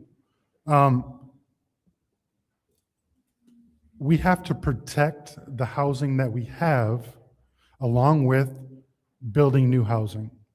And by taking and allowing duplexes in TN1 and TN2 without any additional scrutiny is a horrible proposition because it potentially devalues our current housing stock. We cannot have a duplex that comes in and has a 20-foot setback next to a house that has a 40-foot setback. To me, you're devaluing your neighbor when you do that. And we talk about we want to make housing more affordable. Well, guess what? Nobody is building housing in Flint except for nonprofits. So when you look at, okay, a nonprofit is going to come in and buy a lot for $100 because they don't care. They're not paying any property taxes. They don't pay any property taxes. They put a duplex on that is 20 foot closer to the road than the neighbor on either side of it. So what we're doing is we're saying everyone that has stayed, to my Chris Del Moroni, those who stay will pay. And you take someone that has been in the neighborhood forever, they're retired, whatever else, they're only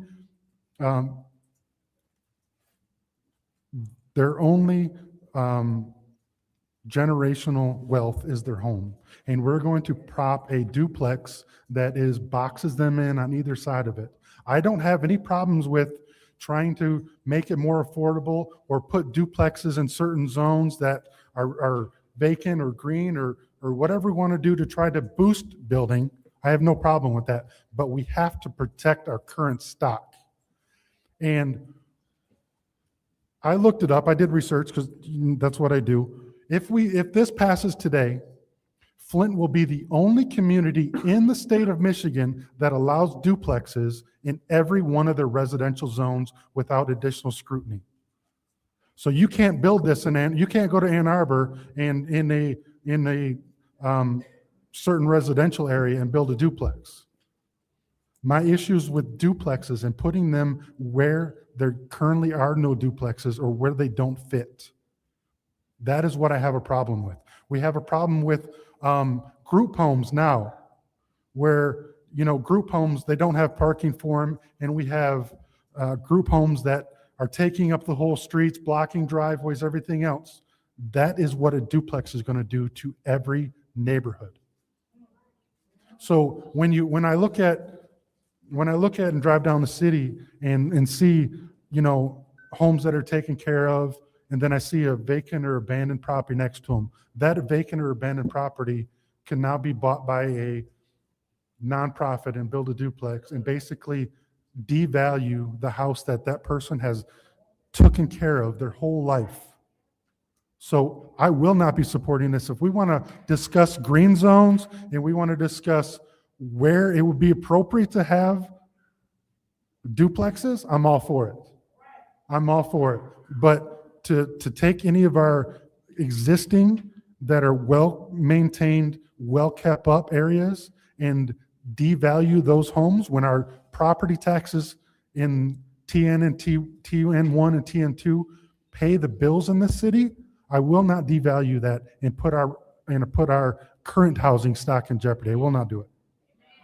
I yield. Any other discussion in the first round?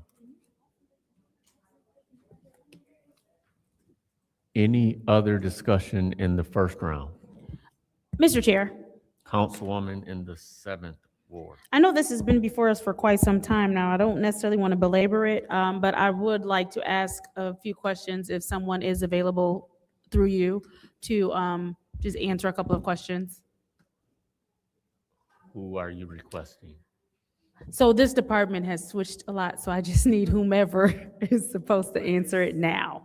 I think it's Mr. Menifee.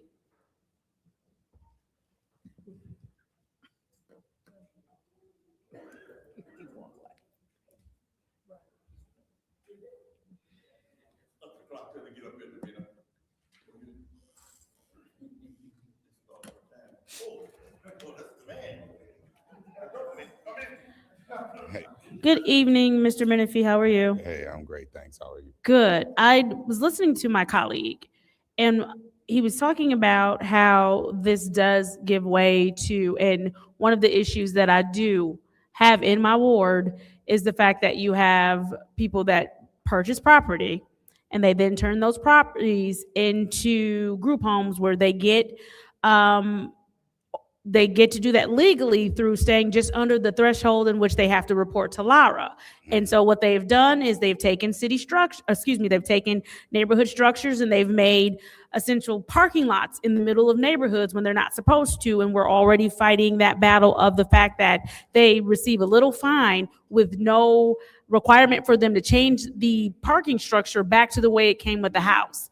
And so now the concern seems to be that we will be allowing people to come in and build duplexes, which will then kind of serve in the same fashion. And one of the things that we are experiencing in my ward is an exodus because of different people taking advantage of systems and devaluing their property value. And so if you could just speak a little bit to what my colleague was talking about with how we avoid that with this. So, for one, this isn't something that I worked on. This is something that I just picked up and I'm trying to carry it over the goal line. But, from the duplexes are pretty much, yes, this will allow for duplexes, but what it's saying is that you don't have to build an entire parking lot in order to accommodate the parking structure, the parking. So then it requirement. is, okay, so if I'm understanding you correctly, and I read this correctly, and from your explanation, then you're saying that this will avoid the changing to the parking structure?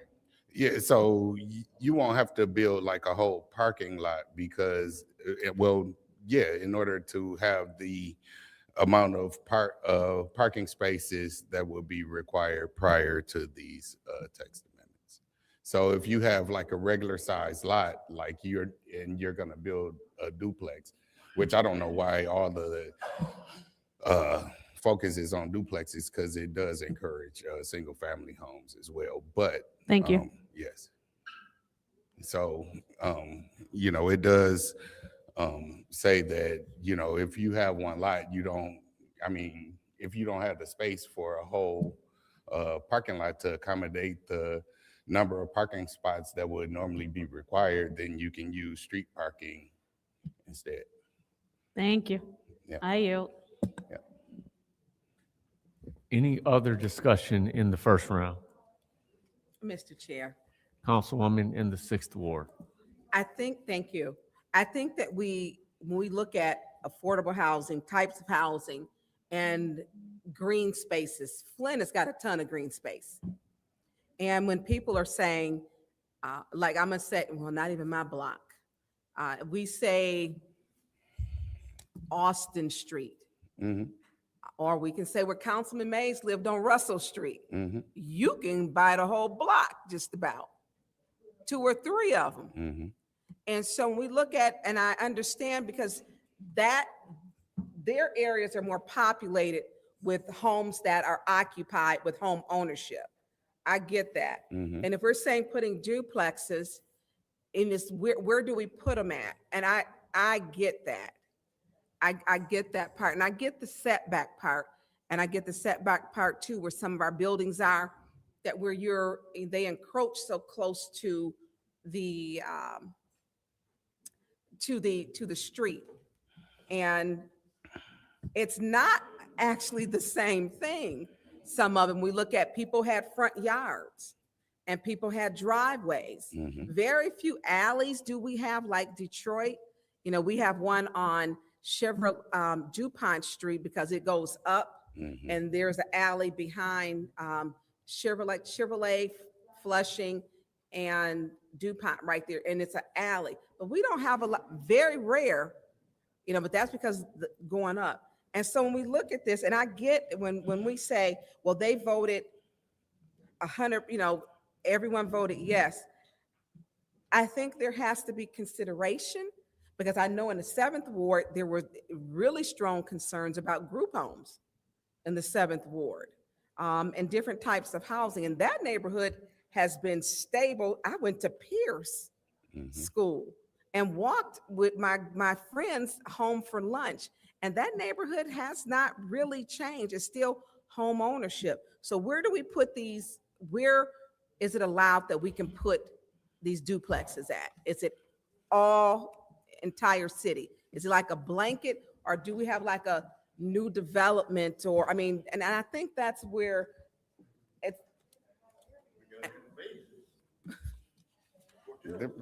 So was it ever, I know you're just getting this, was it ever discussed to just put in certain areas, or? Because this is, when I look for, when you're a homeowner, I remember looking, my first home we bought, and it was in Saginaw.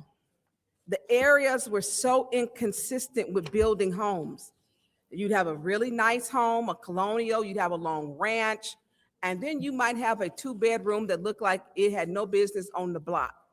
And so when we look at consistencies with the neighborhoods, where does it allow? And we have to, realistic, when real estate, you're looking at real estate, people look for consistent neighborhoods in single family home ownership for their homes. And I think that is probably, I understand what they're stating. And I don't know, was it ever, do you know if it was ever discussed for green zones or areas where there's not, where it's sparsely populated? Those are in here too, from, everything that I know about this, isn't just like a one area of the city type of solution, if you want to call it that. So And I get their areas are more higher property Yeah. value. I can say this though, like in our department, like, a lot of people like, own lots, north end of Flint, that are green zone. They're looking to develop housing, but because of the way that, the zoning changed in 2022, that changed it to where they are unable to develop these single family homes as well too. I know duplexes were popular. My parents' first home was a duplex, 757 East Baker Street. It has since then been torn down because that area it's been changed in the early 80s. But when we look at a lot of our duplexes and did they withstand over the time, a lot of them, they needed housing, but they're gone. They're gone. And so when we're looking at no driveways, I don't know. I'm going to listen to my colleagues. Thank you. All right, thank you. Any other discussion in the first ward? Yes, I have a question. Councilwoman in the third ward? I was just wondering, the apartments that you guys are tearing down on Atherton, I can see like Lippincott, why you guys are not rebuilding in that area? Where y'all had, where y'all had the apartments and stuff at, where there were parking lots that accommodated everything. We're not tearing down any parking lots. The Terrace, Stonegate, Oh, Regencies. yeah, from my understanding, that is Atherton East, and it was in a flood, it was in a floodplain, so that has something to do with the Choice Neighborhood Grant. This is something totally different. Okay, thank you. Yes. Mr. Chair, Councilwoman in the second ward. thank you. So, through you, Mr. Chair, to Mr. Menifee. So what are the benefits of this ordinance and, bringing duplexes to the community?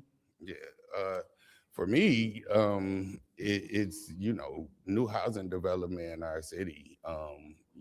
We do have a housing shortage here, and it just seems like the emphasis is on duplexes, like, just because, it is in the language, but this also allows for single family homes too. I haven't personally, since I've been in this department, I haven't had anyone come in that are requesting to build duplexes. Every request that I've had has been for single family homes. You say everyone that you have has been for single-family homes? Yes, ma'am. In the time that I've been here, I'm not saying that there wasn't, prior to me being there, but all the requests that have been coming in have been for single family homes on lots that are privately owned, and the owners have come in and, look to build new housing on their lots. Okay, so is this an ordinance that you would support? I would. Okay, all right, thank you so much, Mr. Thank you. Menifee. So this is where I stand. We have a lot of people coming here talking about it's a housing shortage, people don't have any place to stay, people are homeless. You go to the valley, you see people parking their cars underneath bushes, and they are living in clusters. If I park my car a couple doors down, then we can watch one another's back. I mean, this is happening throughout the city. People don't have a place to go. And so on the north side, it's real. And I understand that we have a lot of green space on the north side. So much green space. I mean, it's hard to keep it cut. That's a big reason why I fight so hard when we're talking about blight, because all we have is green space.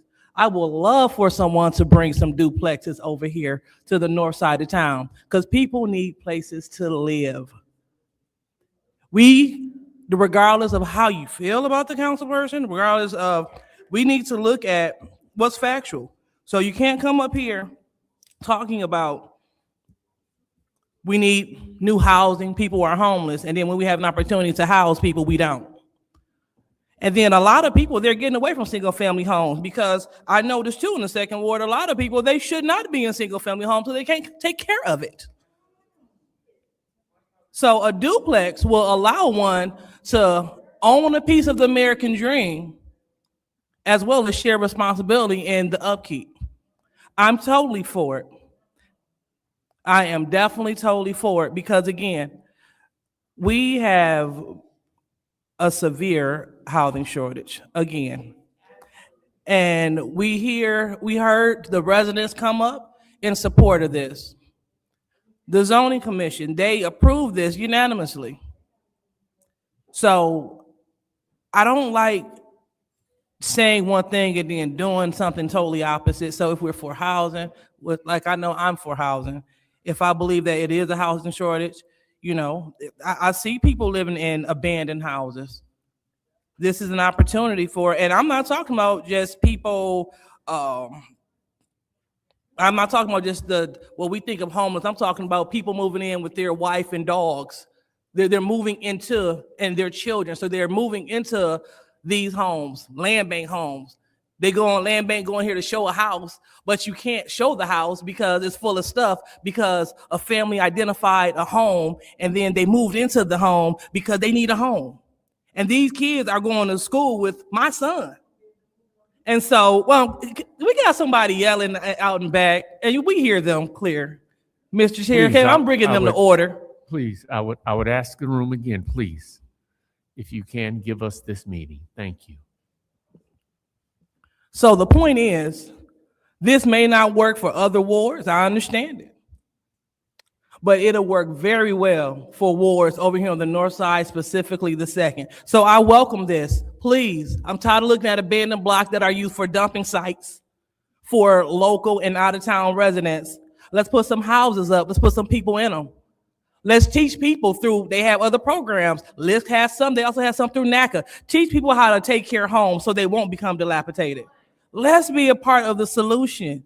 And let's not shoot everything down like it's going to be a problem. So the second ward support this, and whoever hear me in America, I welcome you. Let's come to the second ward. Let's talk development, nonprofit, for-profit. I don't give a care. We need housing, and I can identify several blocks. And they already have the driveway going to them. Just no house. Bring those duplexes on so people can live. Thank you. Thank you. Any other discussion in the first round? Mr. Chair, Councilwoman in the fourth ward. I can't agree with my fellow councilwoman in the second ward anymore. I am very much in favor of housing in this city. We need it. You go on the east side, there are huge areas where there's no houses anymore. And you can combine lots and have it for a reasonable price and build on them. They've already got services at the street. They have driveways. You know, I think that's a wonderful idea. I don't know how many people know that there are people living around as you're going south on Center Road and you want to go west on 69, there's a homeless encampment in there. There's a tent. And these people need a place to live, and that is not safe to be in that area. You know, a lot of the fires that happen on the east side are from homeless people trying to stay warm.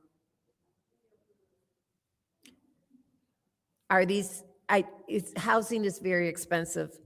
Duplexes are a way to reduce housing expenses because it's the building cost. Instead of having 8 walls, you're having 6. That saves money. And also your permits are one time because they're on one lot. So I'm in favor of this to increase housing across the city. And I don't care what area you're in, it works to increase the available homes for all residents. Thank you. Thank you. Any other discussion in the first round? First round. We'll move now to the second round. Any discussion in the second round? Mr. Chair, Councilman in the 8th Ward. I don't disagree with anything that anybody said. If you have a need and you want duplexes and there's block upon block, what I'm saying is if there is an existing neighborhood with one open lot and that doesn't have duplexes, I don't want somebody to come in there and put a duplex that is closer to the road and full of parking in an established neighborhood. That's what I don't want. If we have street upon street or whatever else that we need, and we can build row upon row of whatever housing is necessary, let's do it. But I'm saying is I don't want to isolate and disenfranchise current owners that have put their whole life into their house, and now some nonprofit that isn't going to pay taxes come and put a duplex that is right next to the road, and then that every person in that neighborhood now has to deal with them parking in the road and anything else. That's what I don't want, and that's what this says it can do.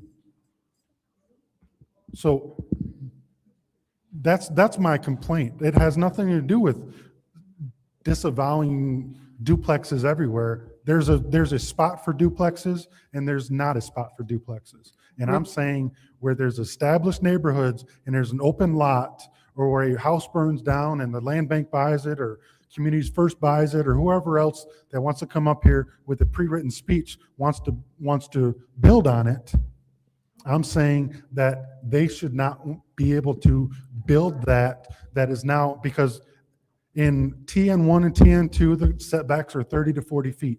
And now we're saying you can put a duplex 20 feet off the road.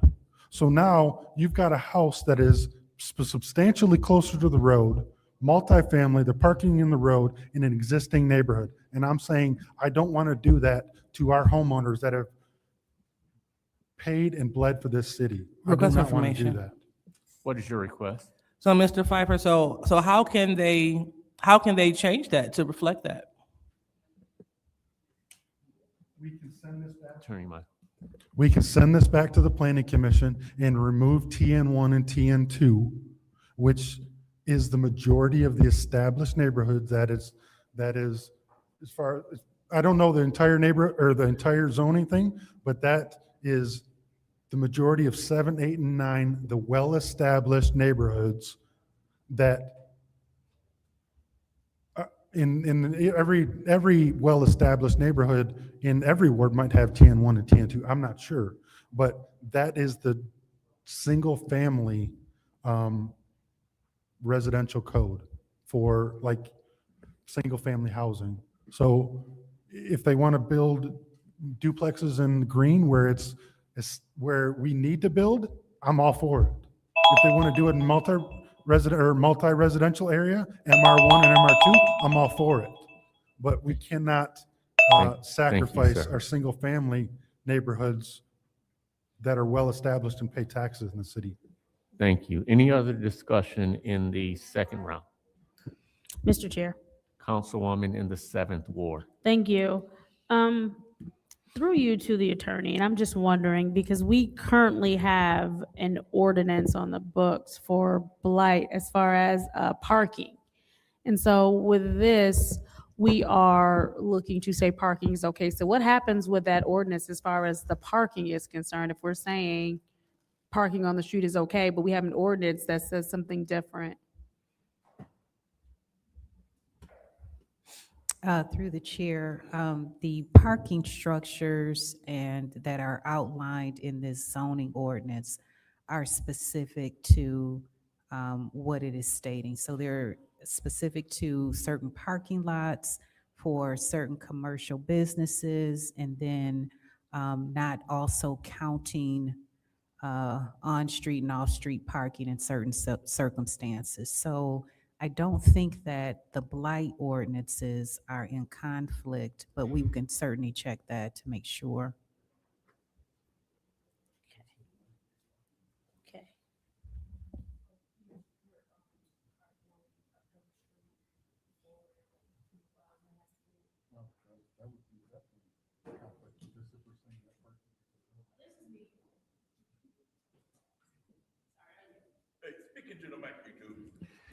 Any other discussion in the second round? Any? Mr. Chair. Yes, Thank you. Councilwoman in the sixth Um, ward. Through you to Attorney Gurley. Attorney Gurley, are you saying that we have not looked at that before? If we approve, we have to look at that? Because we also have, what do you do if that is your only parking and it's snow? Where are you gonna park your car? Because there's no driveways.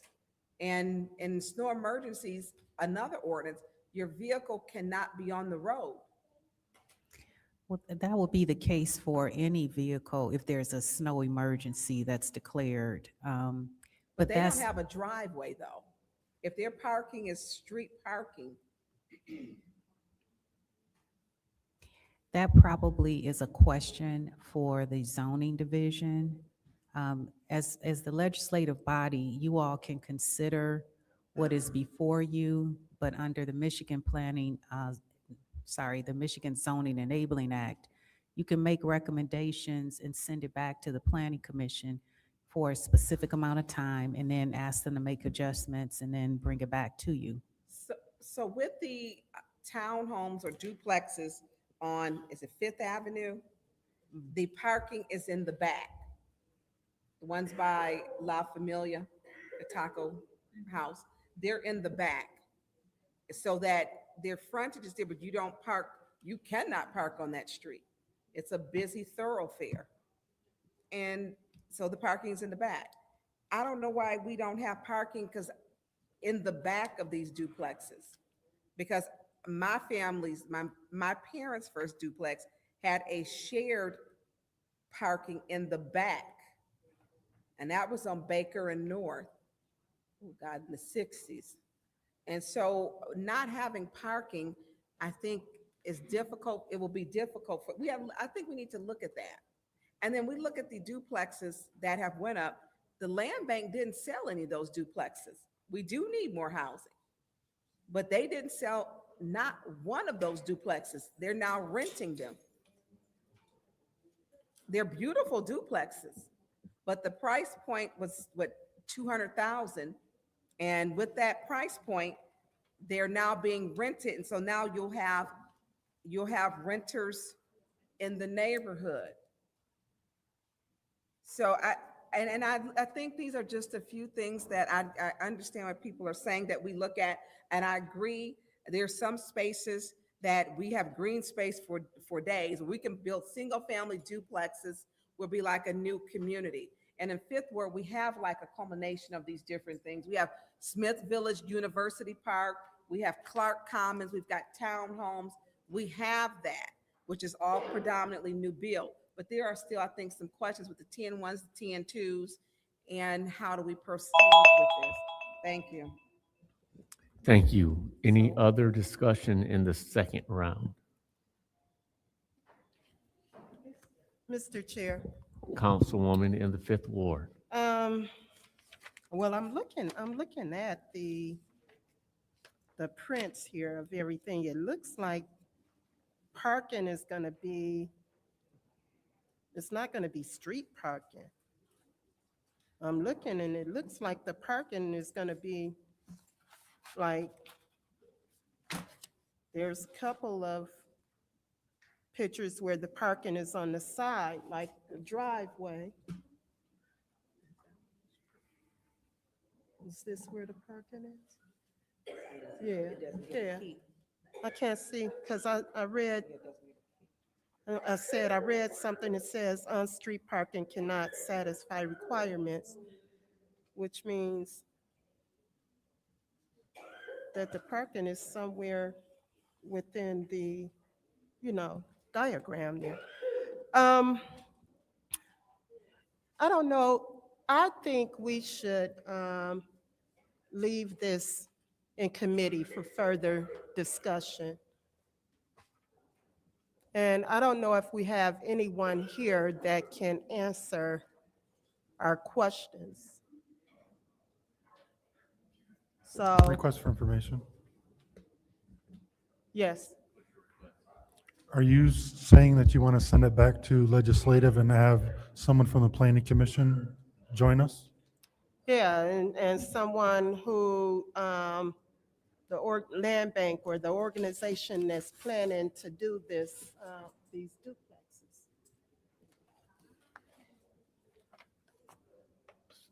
So you're making the motion? Yes, I'll make a motion that we send this back to the legislative committee.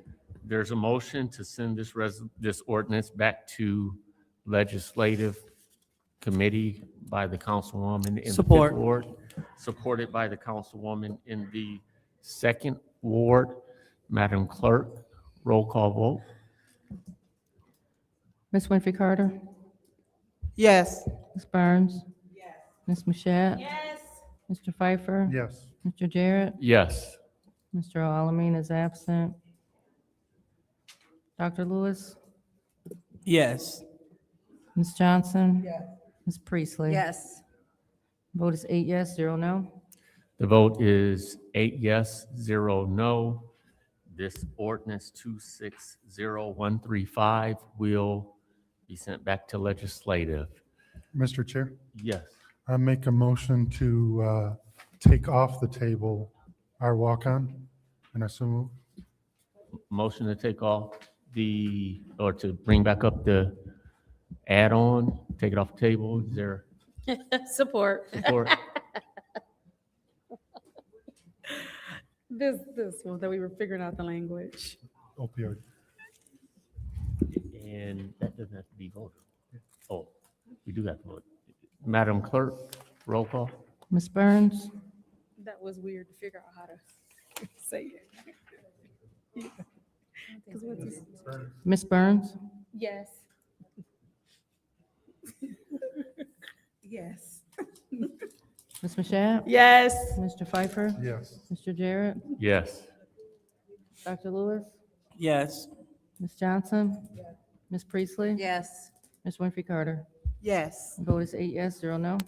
The vote is 8 yes, 0 no. Their discussion first. Mr. Chair. Oh, go ahead. Wait, Mr. Chair, can you say what round we're in and who has spoken?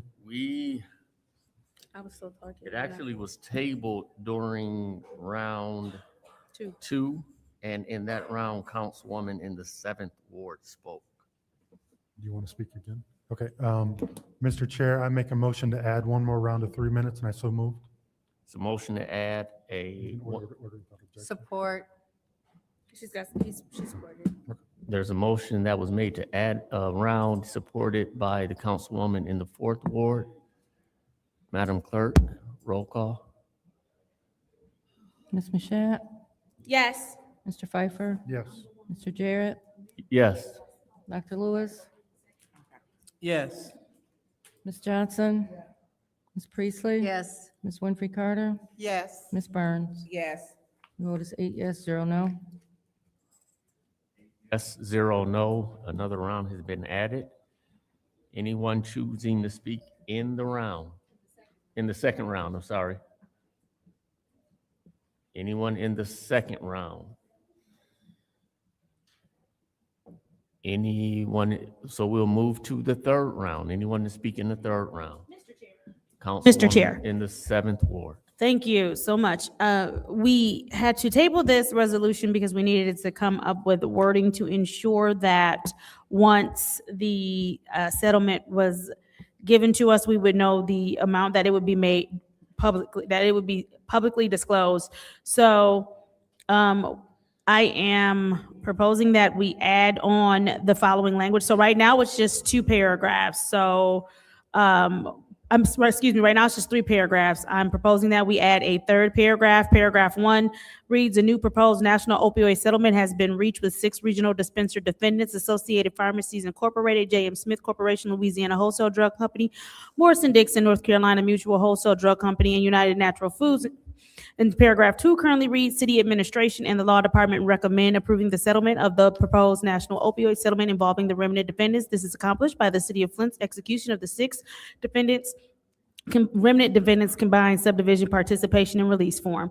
I am adding the 3rd paragraph, which is execution of the referenced documents, entitles the city of Flint to 0.0999361510% of the total settlement of the 6 regional dispenser remnant defendants, which the city will publicly disclose upon receipt.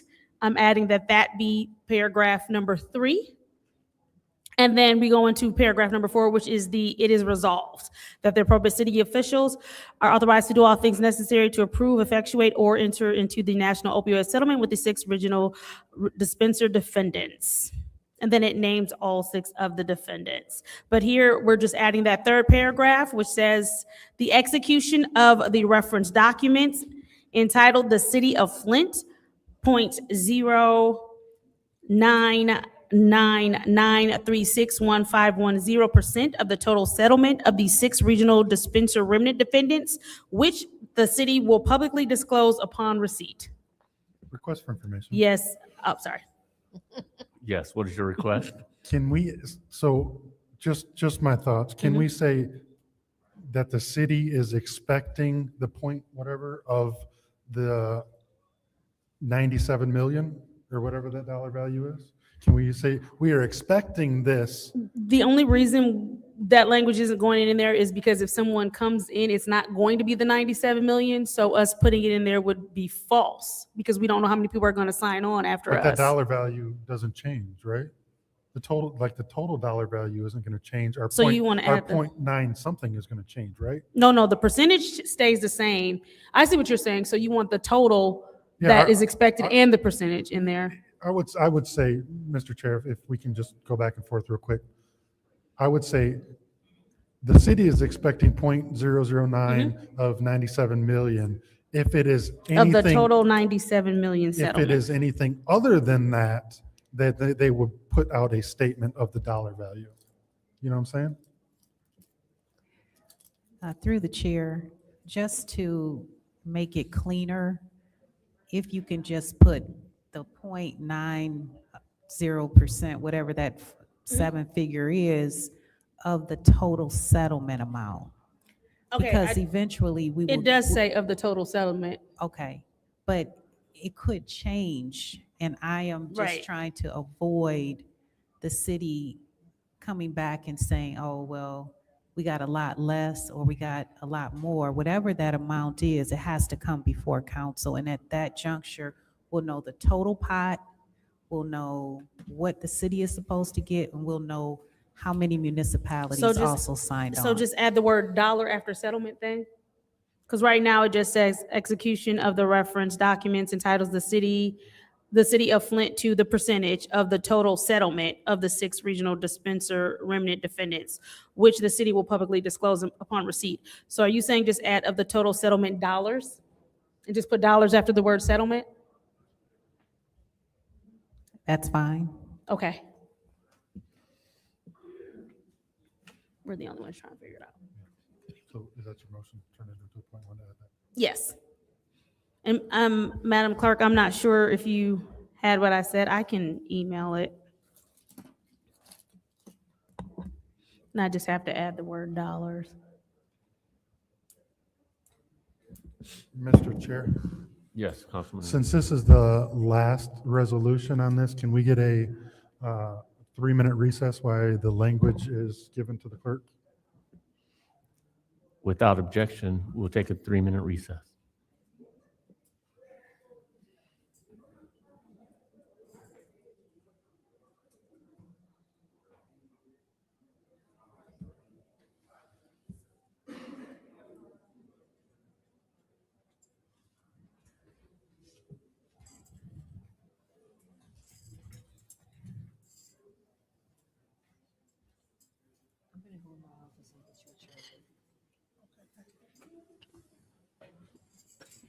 Family, y'all think 21 mad at us? Oh, okay, then I'll take mine back. Oh my goodness, people is mad. People is mad. Well, how y'all think council going? Is it a lot of fighting going down there for the residents?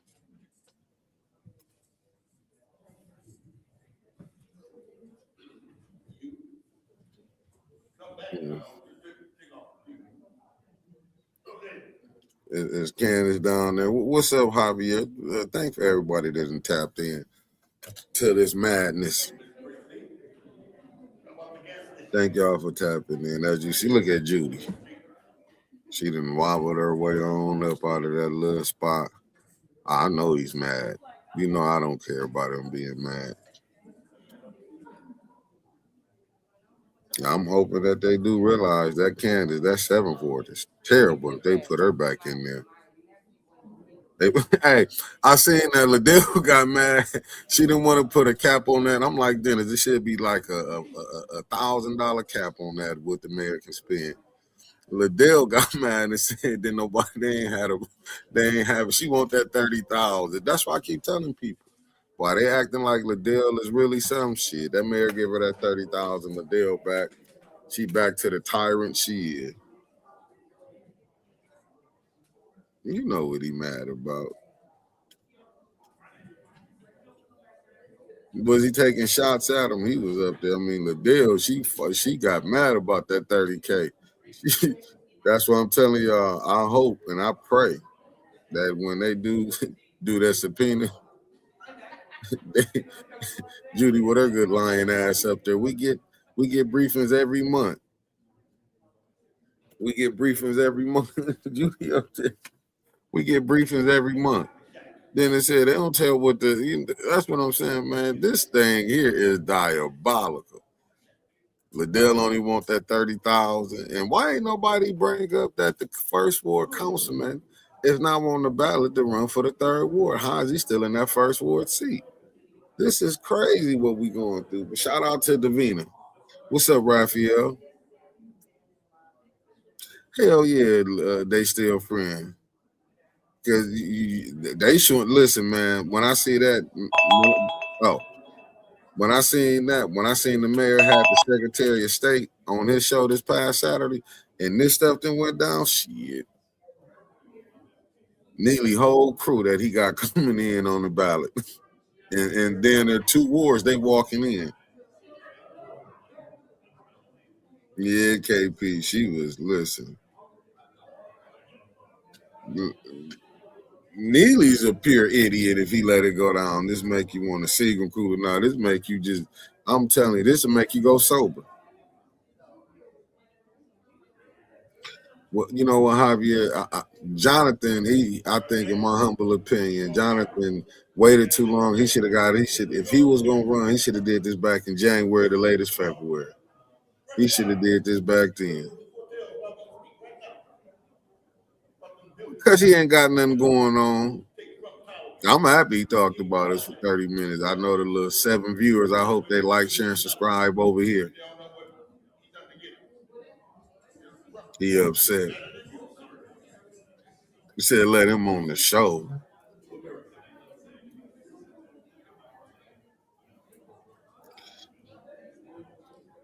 Let him on the show. I wish I would let him on the show.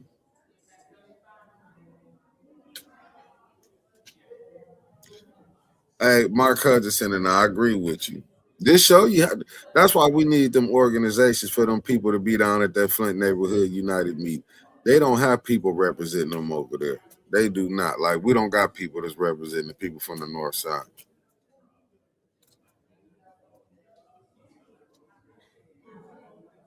Yeah, man, ain't nobody thinking about 21. 21 is a whole clown. Never seen nobody like that. I don't know if he's supposed to be working out there on the working out there in the streets, fixing expressways, or what? What is he now? He working on. He got a job on the construction site.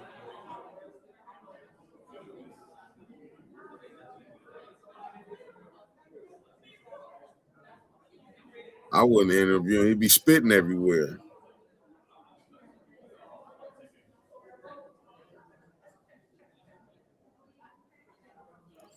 Man, you that dude, and you ain't lying. That dude, Rich, is, 21 is a whole, he just, he wants some attention. He can't get his podcast going because he'll be up there spitting and doing everything. And yeah, man. Yeah, I know. That's what I'm saying. I think he could be a hell of an actor. One minute he dressed up as a coach. One minute like I said, he was dressing up as a construction worker. I mean, he don't know what he want to do. It'd be a hell of a movie person to be in a movie. When he said, "Hey, man, that dude." I love that he want that attention. No, 21. You got to do your own show, and whoever gonna tune in and tune in. I can't tune in to you. I be feeling like you spitting on me when you be talking. Hey, what you say? I would love for him. You know what? We should bring him on. Y'all want to do that? Bring him on and watch him sit up there and do all that spitting on the screen when he get mad. This dude came right up on here and got in his feelings.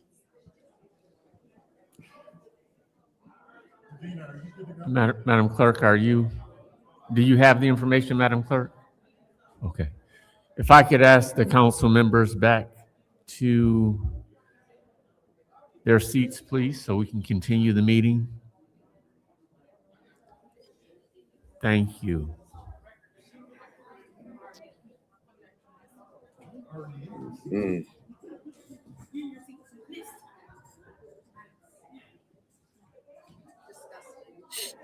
They is politicking in this thing right now. Let me get back. Let me get off family. I didn't talk about that food long enough. What's up? What's up to Max? And thank you for tapping in. They giving the city away, Mac.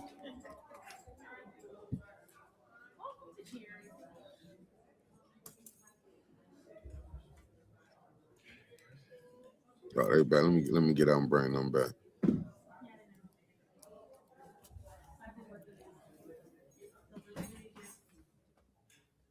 Madam Clerk, if we can get ready and take the roll call, please.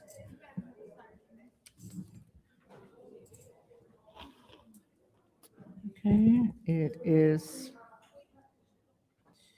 7:13 p.m.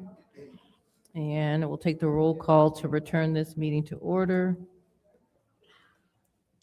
Mr. Alamin is absent.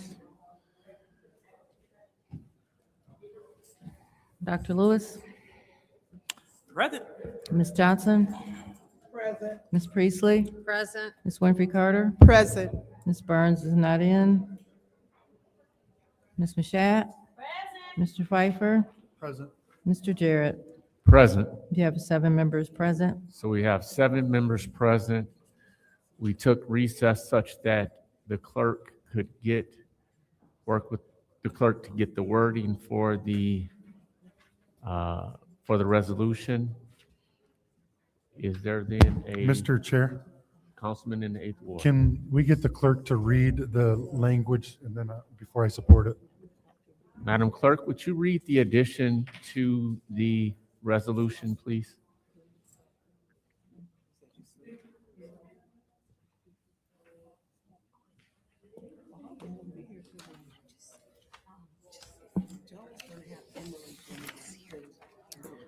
The language to be added as a 3rd paragraph before the resolve reads, execution of the reference documents entitles the City of Flint to 0.099361510% of the total settlement dollars of the 6 regional/dispenser remnant defendants, which the city will publicly disclose upon receipt. Thank you. Is there then Support. a motion? That was my motion. That was a It was a motion. motion, I support. And it's supported, and that's going to become a point 1? Yep.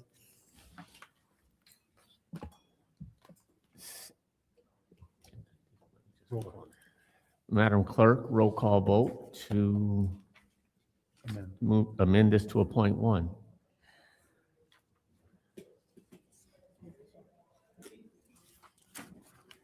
Mr. Pfeiffer? Yes. Mr. Jarrett? Yes. Dr. Lewis? Yes. Ms. Johnson? Yes. Ms. Priestley? Yes. Ms. Winfrey Carter? Yes. Ms. Burns? Yes. Ms. Mashat? Yes. The vote is 8 yes, 0 no.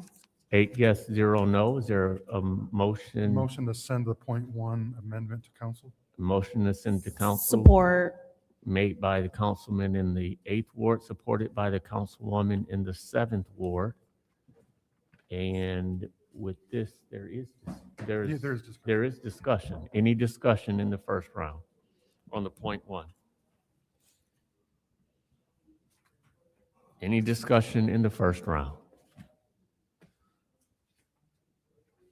Closing the first round. Any discussion in the second round?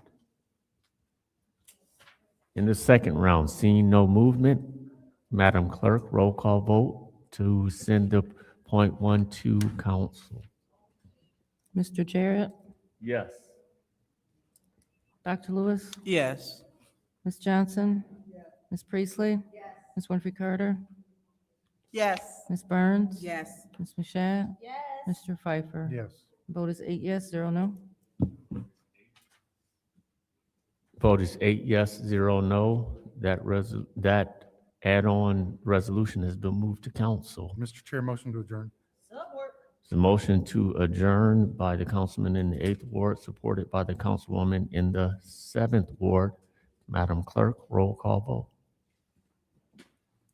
Dr. Lewis? Yes. Ms. Johnson? Ms. Priestley? Ms. Winfrey Carter? Yes. Ms. Burns? Yes. Ms. Mashat? Mr. Pfeiffer? Yes. Mr. Jarrett? Yes. Vote is 8 yes, 0 no. The vote is 8 yes, 0 no. This Special Affairs Committee meeting is adjourned at 7:18. Diabolical. I don't know what you need a gavel for, your voice. Make you down there get a drink. I know. It's how crazy this is. Then I gotta get a drink. Mine's water, though, I'm just gonna be honest with you.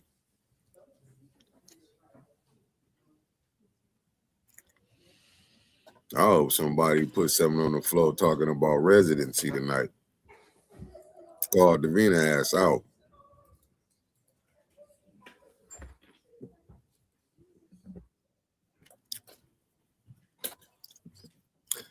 Marcia, to be honest with you, she wasn't up there to be a thanker.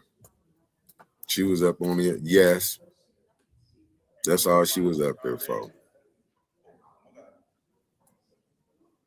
She's so lost in the sauce. I damn near feel bad for her. She more lost in the sauce than I was. And I know I got worked over if I was getting into this politics stuff, but downright scandalous.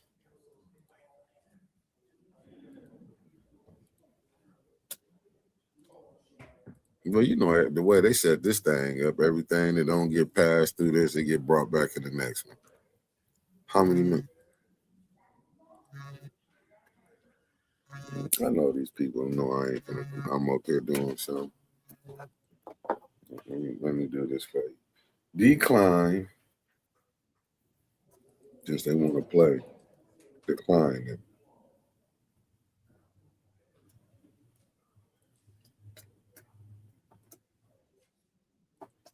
Sitting up here, man, this is downright scandalous.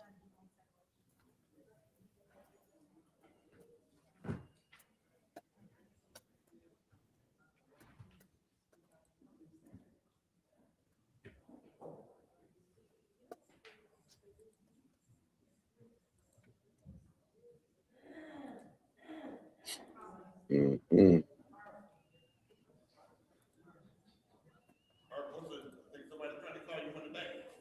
Mm-mm. Well, I tell you that.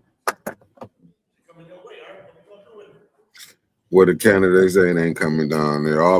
Ain't no sense of coming down there, KP. Certain ones, no, they getting right in. All they got to get is 7 votes and they walking in. They ain't calling nothing out, man. They look like they next in line to keep this train rolling. That's what is scandalous about this situation. Keeping this train rolling. That chain, that just cold as shit. Well, all these candidates, them candidates, they stepping out. You know, Seventh Ward was, I think he was just doing a protest at the jail. Yeah, man, listen. I don't know what's going on right now. I'm confused. I'm really lost on this today.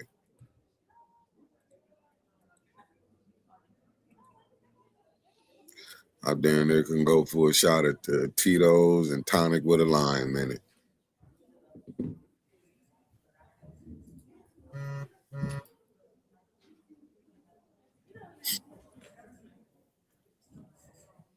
Lucky I'm detoxing. I'm telling you, I picked a hell of a time to get trying to clean my soul up. The Brian, I wish I would put my hand on something. They would really lock us up. Oh, 7. Okay, they say 7th Ward there.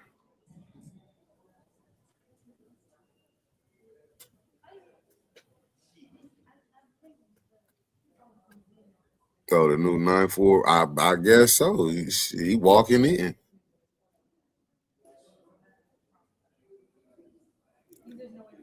Diabolical how they didn't put this together.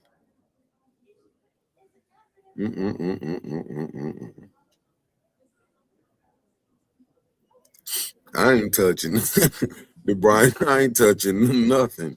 What's good evening, Michelle Pfeiffer? I ain't touching nothing. You know I wouldn't do it. That little thing LaShawn got away with. How JJ got disqualified for not getting his signatures in early. JJ waited to the 9th damn inning. JJ was supposed to be.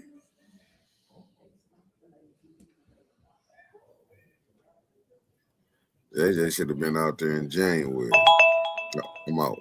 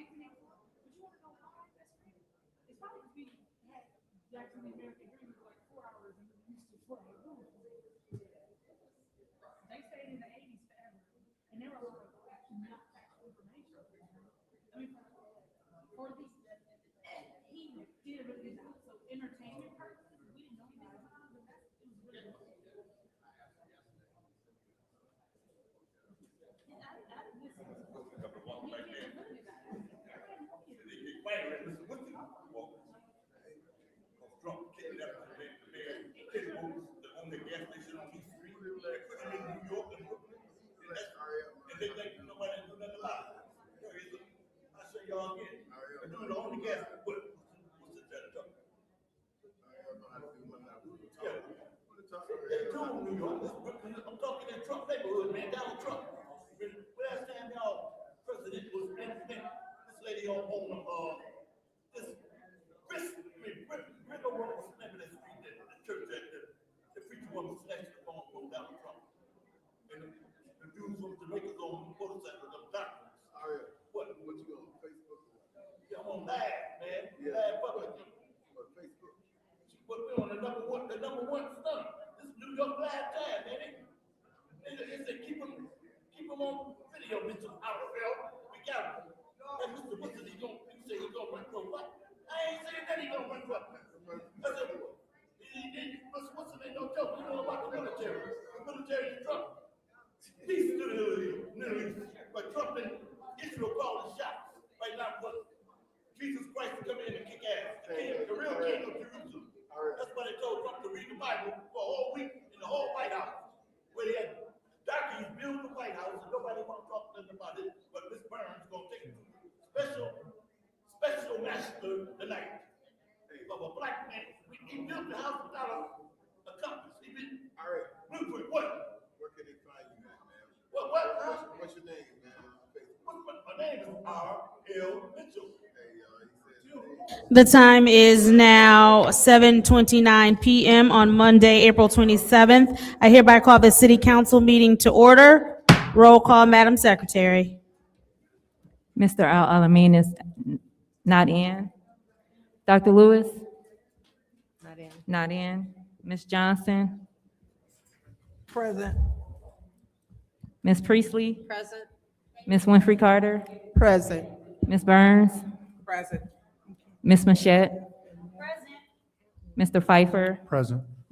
Mr. Jarrett? Present. You have 7 members present. We have 7 members present. It is now time for the Pledge of Allegiance. Mr. Vice President, if you will please.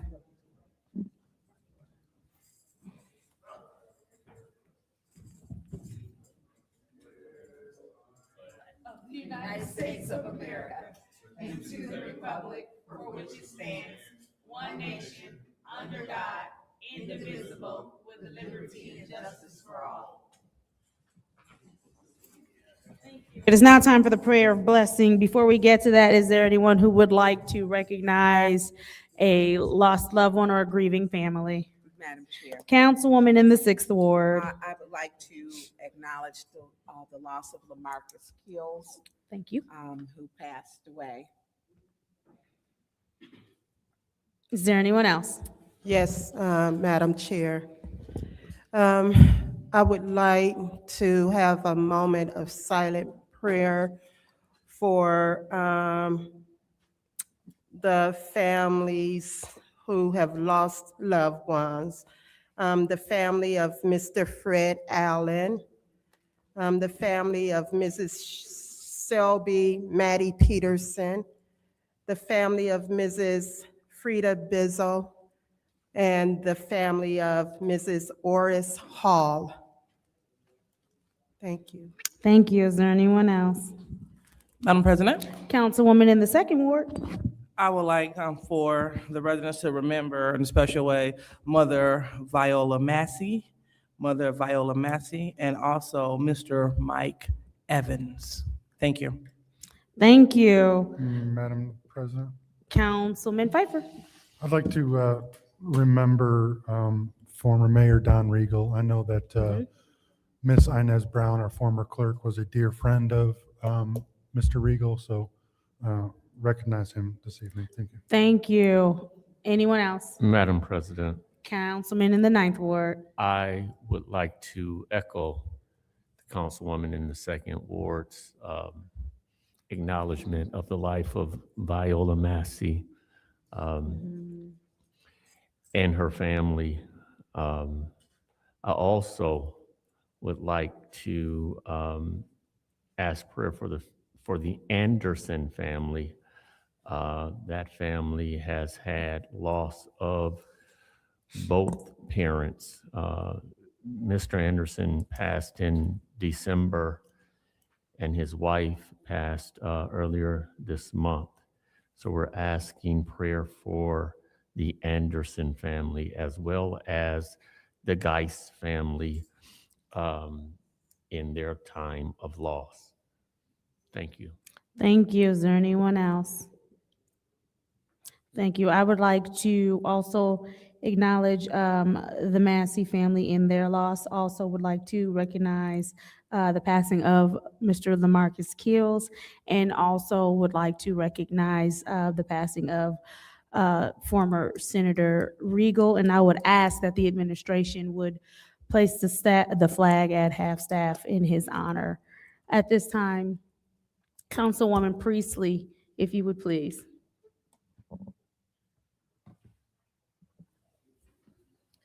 Father, we thank you for bringing us together in this beautiful city. And we ask for your guidance as we do the city's work. We ask for blessings on those families previously mentioned, and that you help with their grief and understanding of your will in their lives. Lord, we ask that you have your hand on us as we make decisions about the city and the future of this community. In your name, amen. Councilwoman Priestley. At this time, are there any requests for agenda changes and/or additions? Seeing as how there are no requests for agenda changes and/or additions, the Law Department is requesting that we go into a closed session. Madam Attorney, if you would. Good evening, Council, through the chair. The Law Department is requesting a closed session to discuss matters exempt from discussion by state or federal law related to the 2017 water service agreement between the Great Lakes Water Authority and the City of Flint. This is only pertaining to matters related to attorney-client privilege. All other matters pertaining to this contract is public, it's open to the public. So these are only related to attorney-client privilege.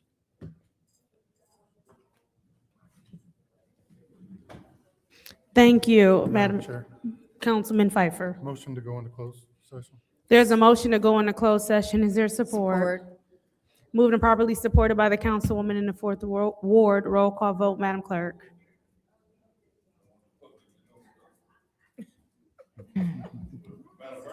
Mr. Alamin is not in.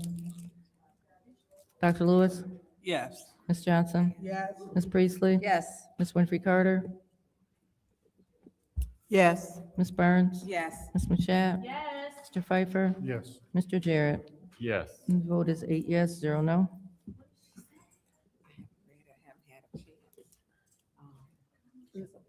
Madam Chair, please announce the vote. Would you repeat the vote? I'm sorry. The vote is 8 yes, 0 no. The vote is 8 yes, 0 no. The time is 7:35 p.m. We will go into closed session.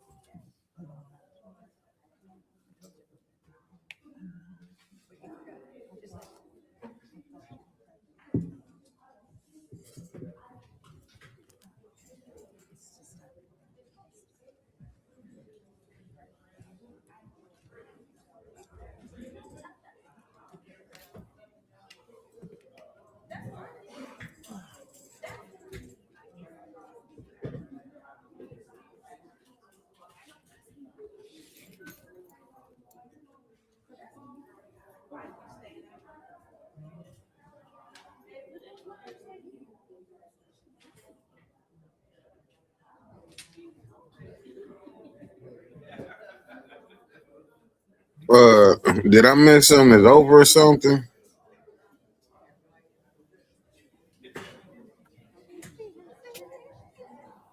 Oh, it's over? Oh, they're going in executive session. Stop suckers.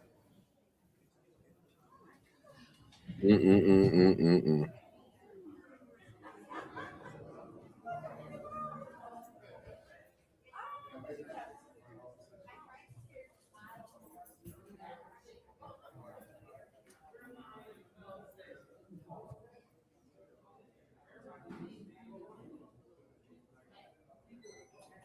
What's up, Philip Johnson?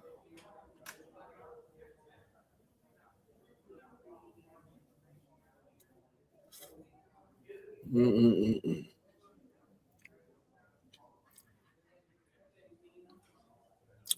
Closed session. God damn.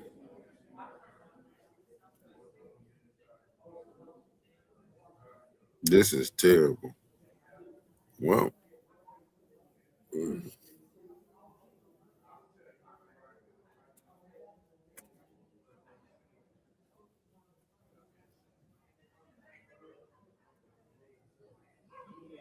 Mm-mm-mm. Mm-mm-mm-mm-mm.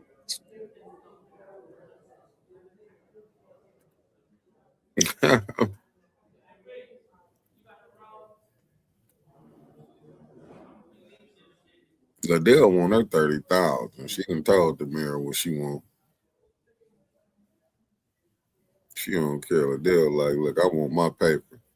If this don't tell y'all she want her money, I might have to run to the studio.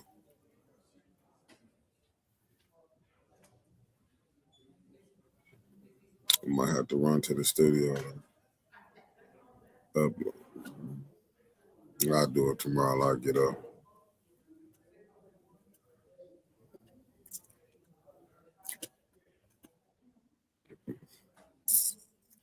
I'll get up early. I gotta go put Brother Elliot thumbnails up.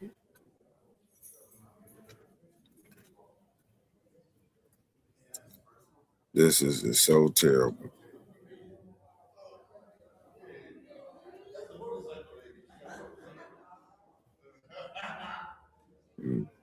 Terrible, terrible, terrible. Well, I don't know what else you can tell me somebody. I don't know what else you can tell somebody. I mean, like, wow.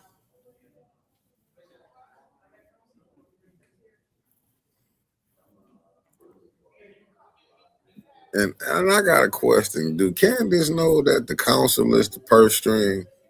Like I say, when Maurice was talking about you, I already see who fighting hard for the mayor up there. Candace fighting hard for that. Maybe that organization that allegedly that she trying to push this through, you never know. But I do think, like y'all been saying, I do got a feeling Candace trying to run. She might be trying to be state rep in 2030. I just think, in my humble opinion, the dynamic of Flint gonna be different. I don't think it's gonna be the makeup with black folks like maybe the minority. It might be, majority as of for right now. We might go in and be walking in as a minority.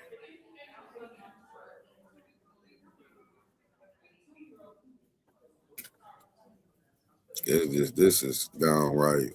I don't know. I hope I'm wrong. I'd rather be wrong than right.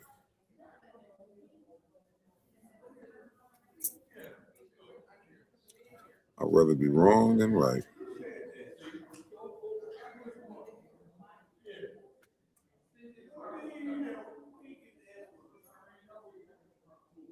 Oh no, I'm not in. I'm on the outskirts. I'm right in the township. What's up, Miss Spring? I wouldn't run the Brian. You're not in the crew. Shit, I wish I would run for council. I'm not in the clique. I done pissed off both sides. So both sides I done pissed off. KD, she didn't get that. She don't get that aspect of it. I don't think Candace don't understand what's called holding the mayor accountable. You know, she got to thank Neely for getting her in that seat.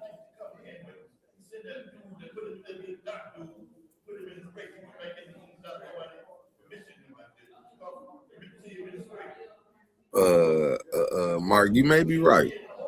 You may be right. Like I said, I'd rather be wrong than right.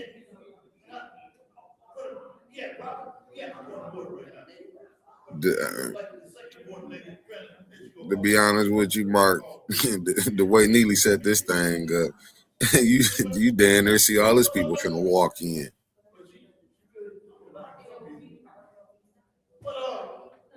I don't know, DeBron. I wish I could tell you why ain't nobody went to the clerk office. Nah, it's fair, but you gotta understand. Look who the clerk is.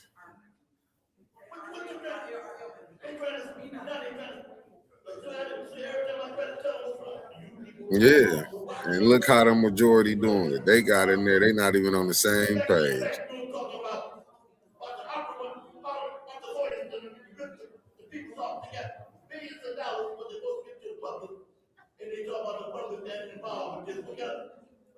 It's just diabolical.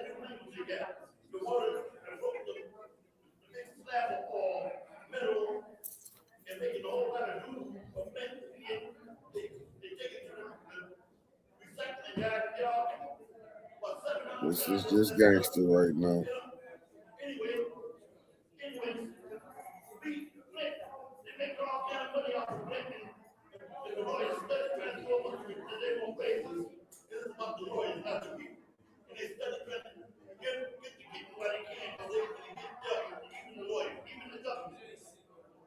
Man.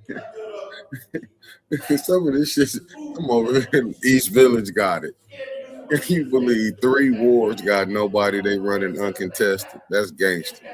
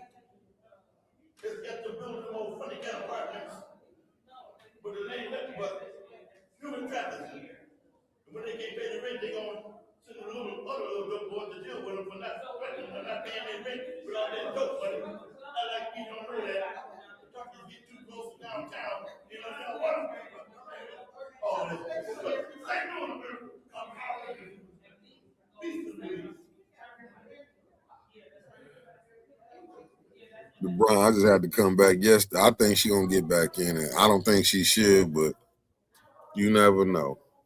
It's a lot of cynical stuff going on.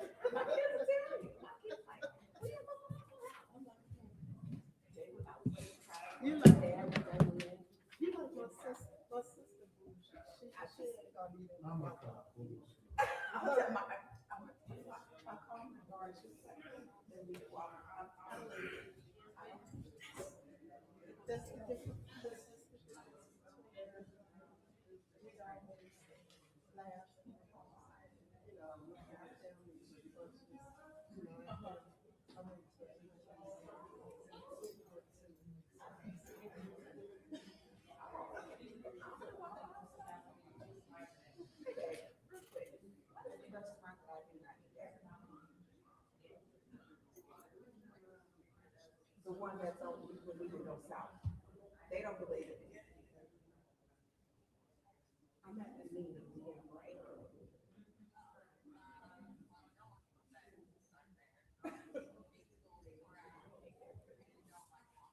See, I told you. They didn't believe me.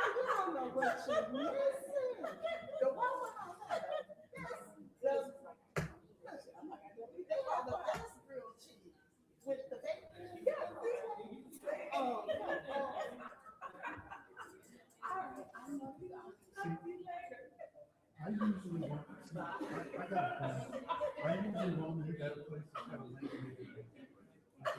If their menu is regulated, but I'll eat at Wawa. I'll eat at a bowl.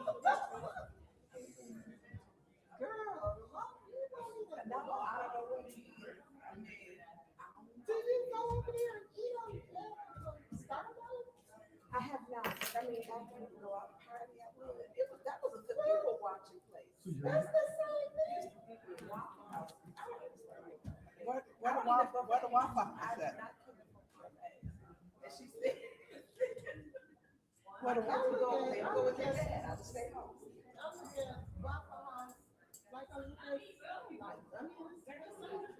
Where's the Waffle House at? I don't think it's real close. Oh, yeah, I know. Honey, I'm cold. I'm not cold, I'm just, when I went to the dentist today, his bit I gotta take caught, my 18. his bit caught in my tooth and went into my tongue. My tongue is really, really hurt, and it was bleeding and everything, it was really bad. It's very sore. I can't eat, I haven't tried, so this is, I haven't been able to eat on this side. My auntie face is swollen, so Oh, no. I gotta take her into the dentist. The doctor said it was her too. So yesterday she was asking about her husband. Her what? What JC, her husband. Oh. Well, listen, when you have options. The time is now 8:05 p.m. on Monday, April 27th. I hereby call the city council meeting back to order. Roll call, Madam Clerk.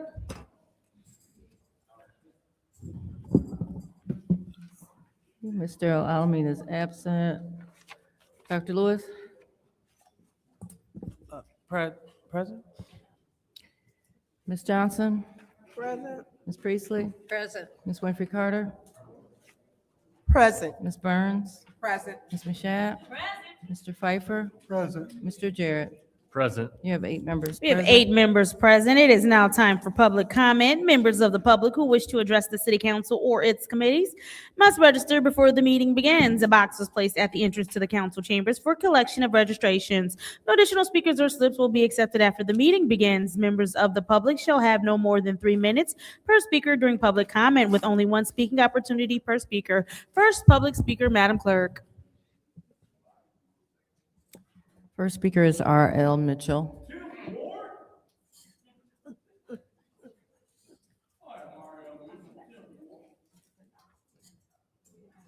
Hello, I'm R.L. Mitchell.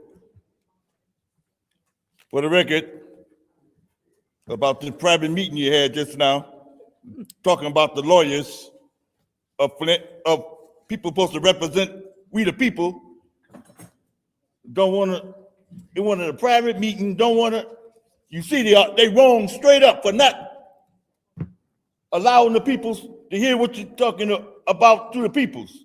Look at it over there. Just like Michelle Young, they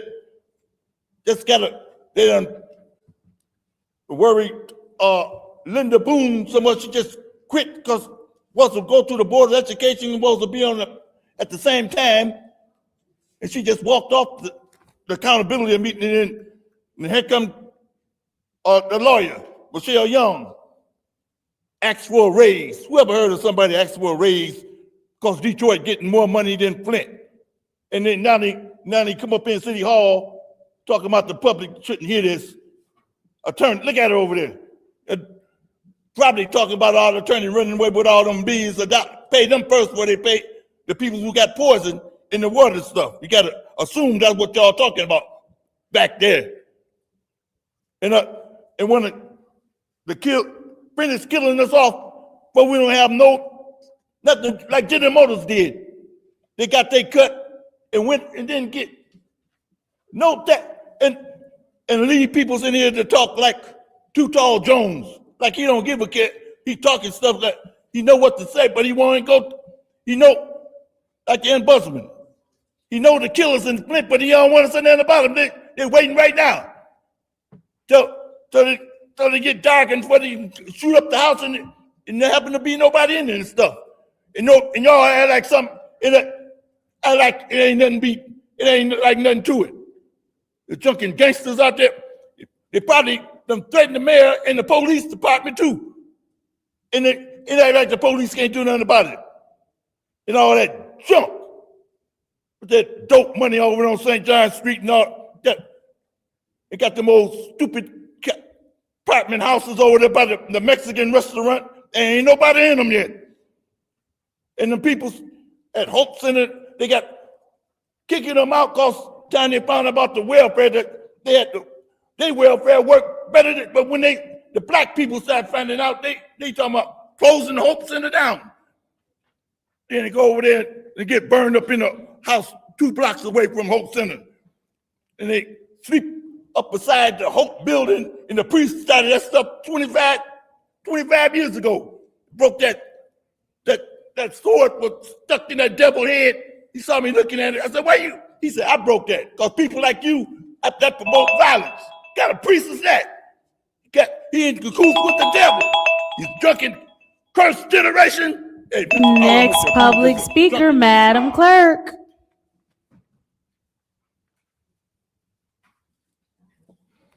Okay, I'm just gonna go through, I don't think, a lot of these people are no longer in. John Baker, Madison Quick, Allison Montgomery Littlejohn, Joel Arnold, Ezekiel Harris. Next speaker is Arthur Woodson.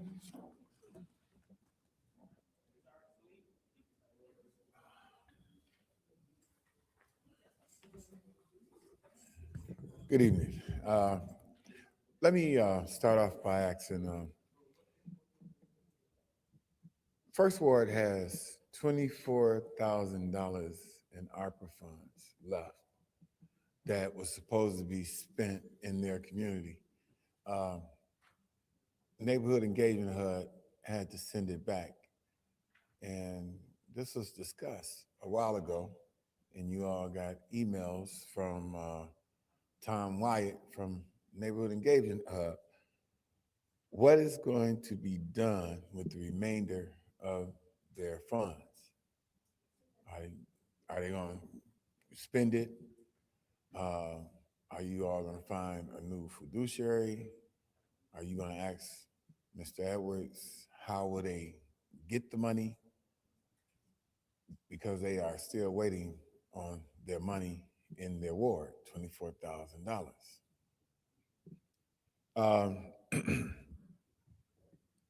We have a serious case of health crisis here in Flint. I'm asking, we need 107 people to sign up for the blood test to detect cancer. It can detect cancer 3 to 5 years out. And it's understandable that a lot of people fear that the answer will come back that they have cancer. But the benefit of this is you're not finding out when it's too late. It's nothing worse than hearing someone call me or inbox me and tell me that they have cancer and it's terminal and it's nothing that anyone can do for them. With this test, it's AI generated and it can detect cancer or a signal 3 to 5 years early. You stand 80% chance of beating cancer if you take this test. In order for us to keep the resources, we need to get 107 people to participate. It's Life in 3D. I wish I would have brought the number, but it's on my Facebook page, and we definitely need to do it. It doesn't make sense that we have to drive all the way to Detroit for different doctors, radiation, chemotherapy, and all these different things, even for children with kidney damage. You have to go all the way to Detroit just to be able to get seen by professional doctors. So please look up Life in 3D over on Miller Road. Thank you. Thank you. Next public speaker, Madam Clerk. David Peachy, Derek Dorman, Audrey Muhammad.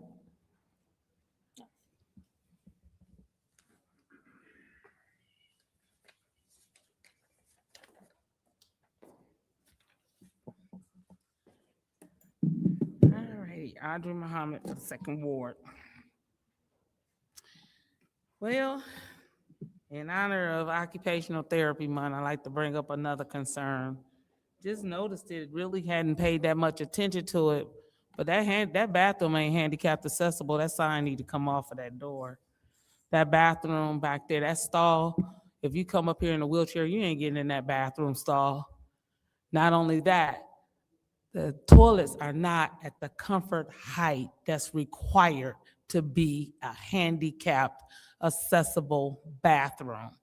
So that handicap sign need to really come off of that door. That's a violation. Just letting you know. When this room was renovated, we got so many leaks that come up in that bathroom, and those bathrooms, they horrible. Nobody thought about taking care of the bathrooms during that renovation state. That need to be taken care of, or take the sign off the door. We've had so many violations that go along up in here, and sometimes we miss them until somebody brings it up to us. So I'm requesting that the sign come off the door. Just know, I've been doing this for 24 years. I'm an occupational therapist, and I can tell you that bathroom is nowhere, a wheelchair cannot get into that handicap stall in there. It's not large enough. It's not enough room in there. And then once again, that toilet is not at a comfort height for anyone. If a handicapped person go in there to use it and have to sit down, it's gonna be hard to get that person up off of that toilet. Do this every day. That's my job. Let's just take care of that. Once again, before my time is up, let's think about our senior citizens. Love the senior centers. They're beautiful. They service people, but what percentage of our seniors in Flint actually go to those senior centers? They are not serviced. They are complaining because they did not get proper, they feel like they were not treated fair with the ARPA funding. It did not come and help and assist them as it has been implied that the seniors were taken care of. So the seniors were not taken care of because you have a low percentage of the people who benefit from those senior centers. They don't go, or they can't get out their homes to go. We're suffering. Please take care of the seniors. Just so you know, I am one of the seniors. Thank you. Thank you. Next public speaker, Madam Clerk. Next speaker is Rich Jones.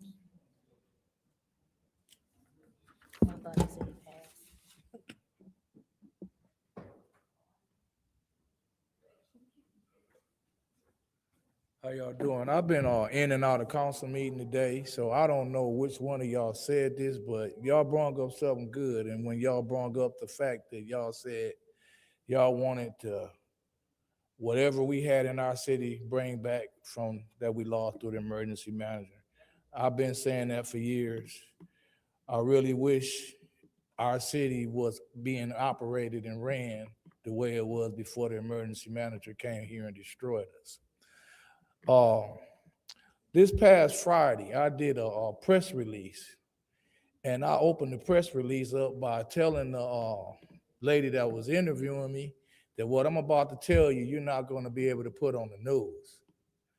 And what I told her was the city of Flint should have had 1,000 people in Lansing every day demanding that they use their rainy day fund to fix our city.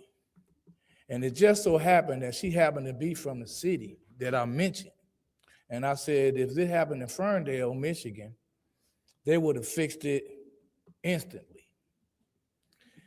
And I also said, it's a shame that 12 women received more money for being inappropriately touched than the entire city that was poisoned. And another thing that I told her was that everybody in Flint that opted in to the settlement didn't qualify. And I feel that everybody, no matter what, even if all you did was help people put water in cars, if all you had to do was rinse your chicken off with bottled water, you should have got at least 50,000 at the end of the day. Think about it.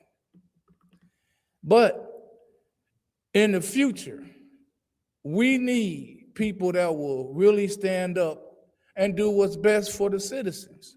Just like those request forms that Eric Mays died with. There's no way in the world that he shouldn't have not gotten 9 votes to help take care of the residents, but that did not happen. And let me say something else about the Harper funds. You guys had the ability to write up and spend that money also. Y'all didn't have to give it back to the city. Y'all could have did something on your own. You could have wrote a resolution up and you could have got 5 votes. You could have voted 5, you could have put the 5 votes in to take care of the proposal that Eric Mays had while he was running for mayor. And that's something else that got to change in our city. If a person says something that is helpful for the residents of Flint, you got to learn how to get behind that idea, even though you ain't behind that person. Thank you. Next public speaker, Madam Clerk.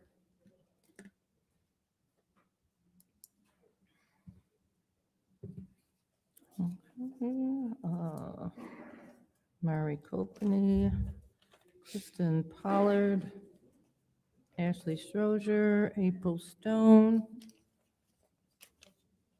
She's going through names she's going through names of people that are not here to get to the names of people who are here.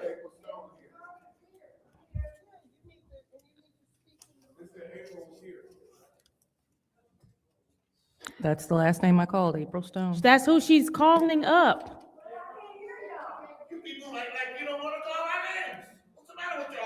RL, stop yelling out. Miss Stone, Miss Stone.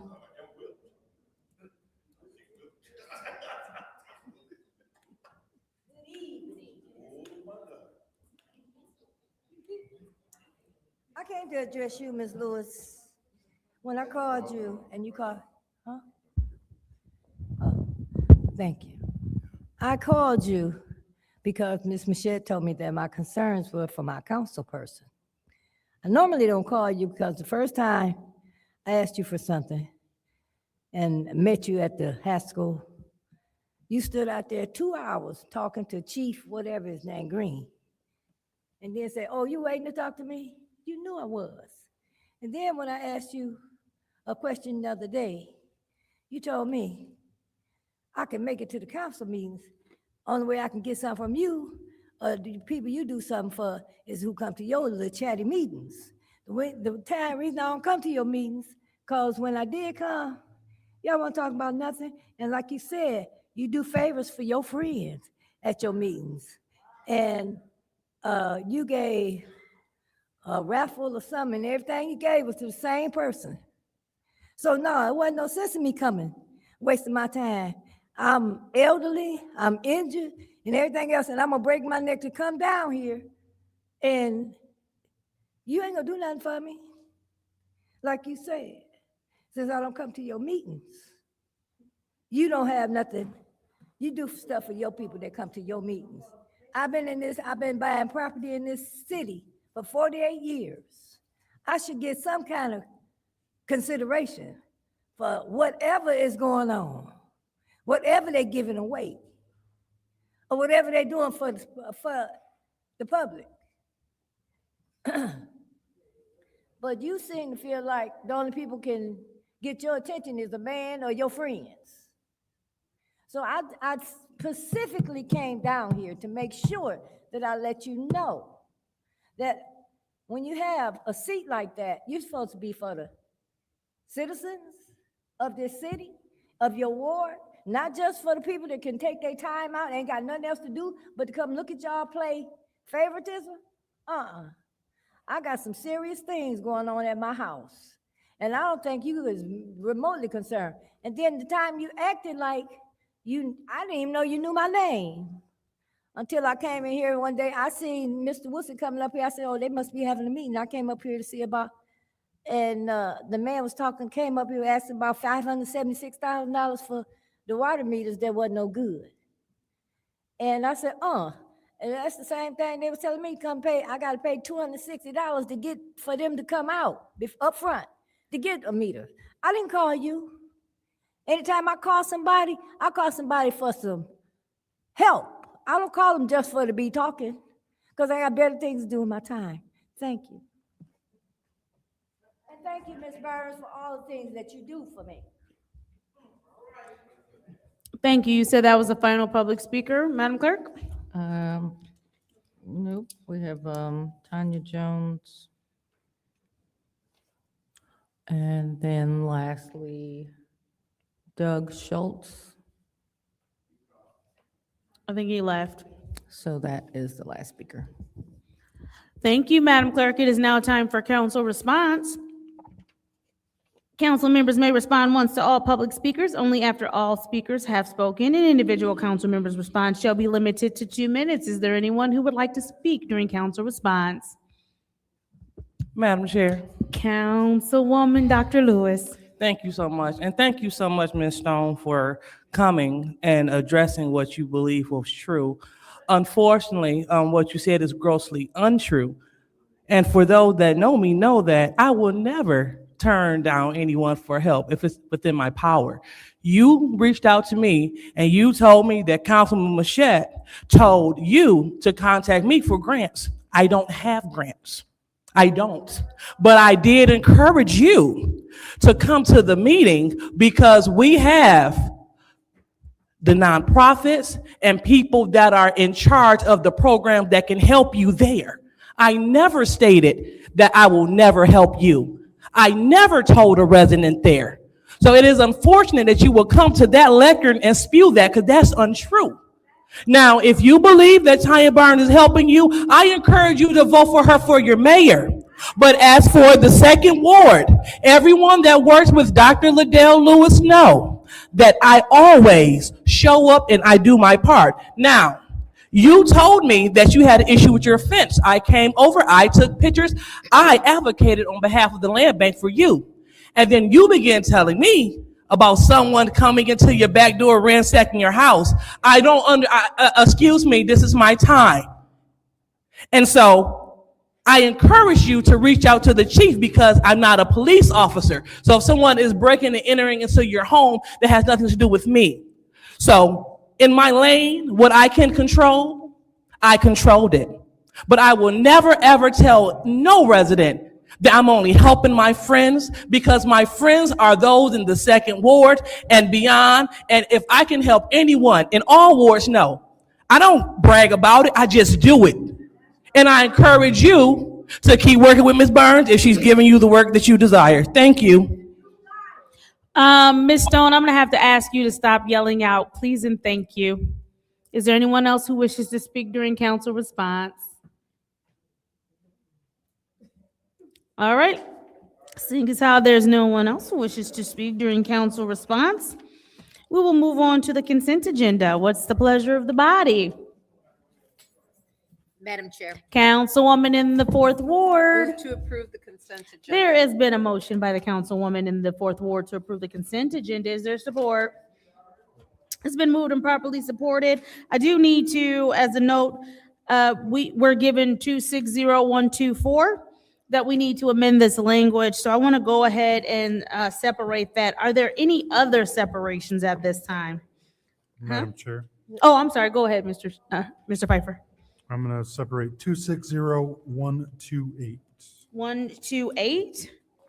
Sorry, let me. Madam Chair. One second. I have to find 128. It's on page 7. Thank you so much. Okay, go ahead. Oh, I'm sorry, one second. Mr. Pfeiffer, are you done? Okay, Councilwoman in the 5th Ward, you have the floor. Yes, Madam Chair, I would like to separate 260073. 260073. Are there any more separations? Councilwoman Burns. 260078. We talked about this. 78.1, okay. All right, so the consent agenda, are there any more separations? Perfect. The consent agenda will include all of our minutes, will also the draft and proposed, all the petitions and communications, along with Resolution 260111, which is the change order for Raymond Robson LLC fiscal year 2024 audit. Resolution 260113, Contract Trio Paint General Contractor Services. 260125, which is to accept the fiscal year 24 state and local cybersecurity grant program authorized grant agreement. 260126, accept State of Michigan MCO's Public Safety Academy Assistance Program Award. 260127, Lutz Roofing Company Water Plant Roof. 260132, change order number 4, Weinstein Electric Company Additional Electrical Services. And add on 1.1. And I think that is all. Roll call, Madam Clerk.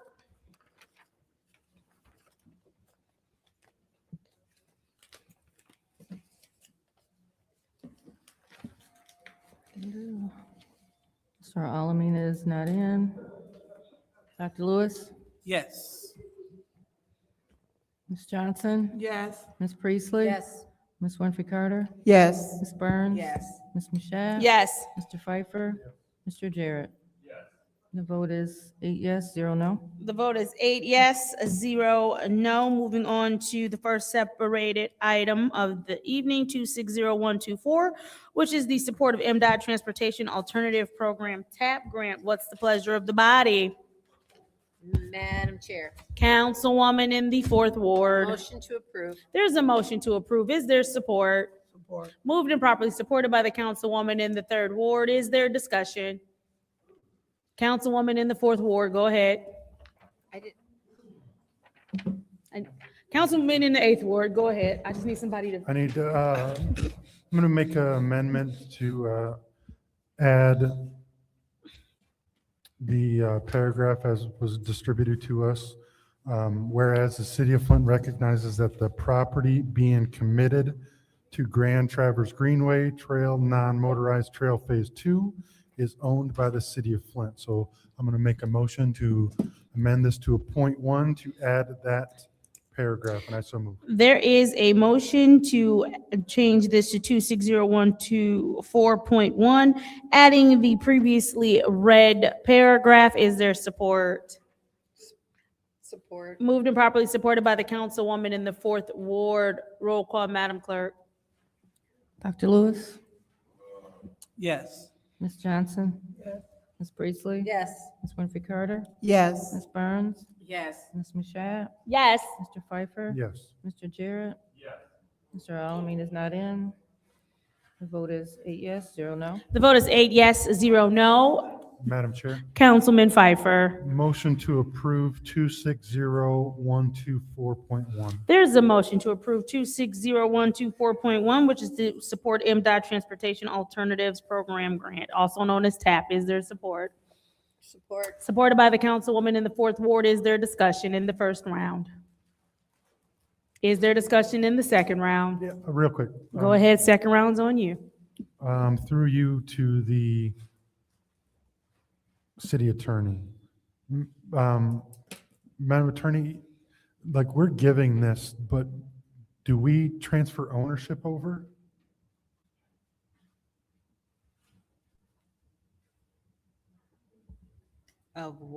I'm sorry, through the chair, of what area? This is, we're giving, or we're letting the Genesee County, I believe,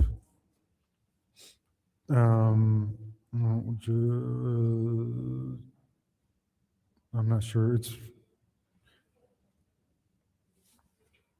260124. Do you, I'm not, like, they're using a part that's owned by the city, so are we, why did we recognize that? Are we giving that to them?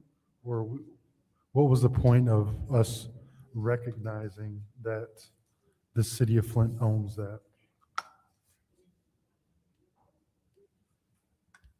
So we will are you aware, we will maintain ownership? They will just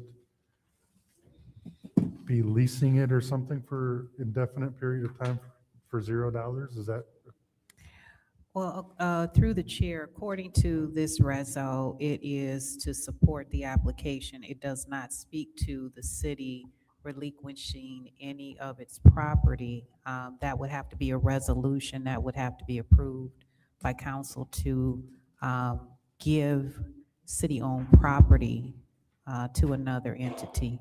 Because this is basically what we're doing. If we're giving them access to trail property for an indefinite period of time, isn't that basically giving away the rights to it? Because there's no time period that this states, so this is forever. Well, I'd have to look at the actual agreement, but under this reso, basically, we're just allowing them to maintain it, which is almost like, in my mind, like a management agreement, not that we're giving the property over to the county, not city-owned property. Okay. So they're going to maintain it till. Do we have an actual map of this area? Yes, in the capital improvement plan. Is it part of this resolution, are you? It is. The law department did ask for, more information about this project. Yeah, we don't. Okay. Yeah, I see that. I just don't see the. Is there anyone else? The map we have is. Is there anyone else in the second round of discussion?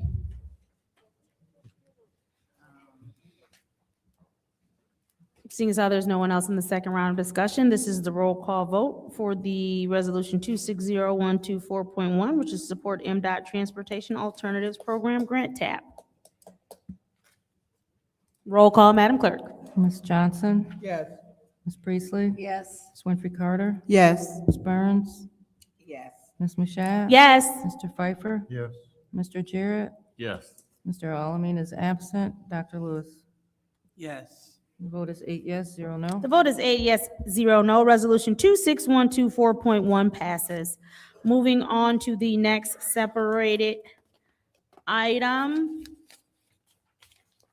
which is Resolution 260073, which is the Budget Amendment 2526 Annual Action Plan, U.S. Department of Housing and Urban Development, Community Block Grant. What is the pleasure of the body? Madam Chair, Councilwoman in the Fourth Ward. move to approve. There's a motion to approve. Is there support? It's supported by the councilman in the Ninth Ward. Is there discussion in the first round? Is there discussion in the second round? You have the floor in the second round. Go ahead. You're the only one that's going to. We are on 260073, right? Yes, ma'am. Okay. Madam Chair, I separated this because I will not be voting to approve this resolution. And I stated my reasons earlier on, so we can go on with the vote. Thank Thank you. you. Thank you. Is there anyone else in the second round of discussion? Seeing as how there's no one else, this is the roll call vote for 260073, Budget Amendment 2526, Annual Action Plan, U.S. Department of Housing and Urban Development Community Block Grant. Roll call, Madam Clerk. Ms. Priestley? Yes. Ms. Winfrey Carter? No. Ms. Burns? Yes. Ms. Mashat? Yes. Mr. Pfeiffer? Yes. Mr. Jarrett? Yes. Mr. Alamin is absent. Dr. Lewis? Yes. Ms. Johnson? Yes. Vote is 7 yes, 1 no. The vote is 7 yes, 1 no. Resolution 260073 is approved. Moving on to Resolution 260078.1. Madam Chair. Sorry, alley vacation 3009 North Saginaw Street between Leith and McClellan Street. Councilwoman in the fourth ward. Motion to approve. There's been a motion to approve. Is there support? Support. Moved and properly supported by the councilwoman in the sixth ward. Is there discussion in the first round of discussion? Madam Chair, Councilwoman Burns. if I could have the owner come up. If you would please. Thank you. I'm sorry, we were cut off the last time, so I just want, Monte, you can go home, I ain't getting ready to, it's gonna be a yes. You good, you look tired. Look, I'm excited about this project, actually, but, so they came to you. No, the store owners, they go to them and, like if they have a big enough lot where What will be your service station name? Will it be a Amico, a Citgo, a Sunoco? that I'm not sure yet, unless engineering knows of the name. And how many pumps will you have? There's gonna be 3 or 4. 3 or 4 pumps, so, and each pump has, was it 2? Yes, it's a double-sided pump. So they're changing, so the store will change too? 'Cause the store, when was it redid? Because that's not the original Riviera. Right, They'll be doing some The store was remodeling. redid about probably about 10 years ago? 17, yeah. It's been a minute. What was the original year that Riviera was built, that lot? Do you know? That lot, I believe it's an older lot. Yeah, probably 60, 70 years. It's older lot. Yeah, it's been there forever, because it used to be, was it a diner, a A&W? Yeah. Okay, yeah, because it used to have, you could come out in the little tarp thing. Okay, and so you're gonna have there 3 or maybe 4 pumps? Correct. And your store, so you'll have the big awning up there also? Yep, a canopy. Okay, the canopy, thank you for that. And your store, you're just doing because there's one on Center Road, there's one on Flushing Road, but that one is just outside of Flint boundaries. Right. But you're just doing just the service, the gas station part, right? Stores staying the same. Correct. Okay, how long will construction take?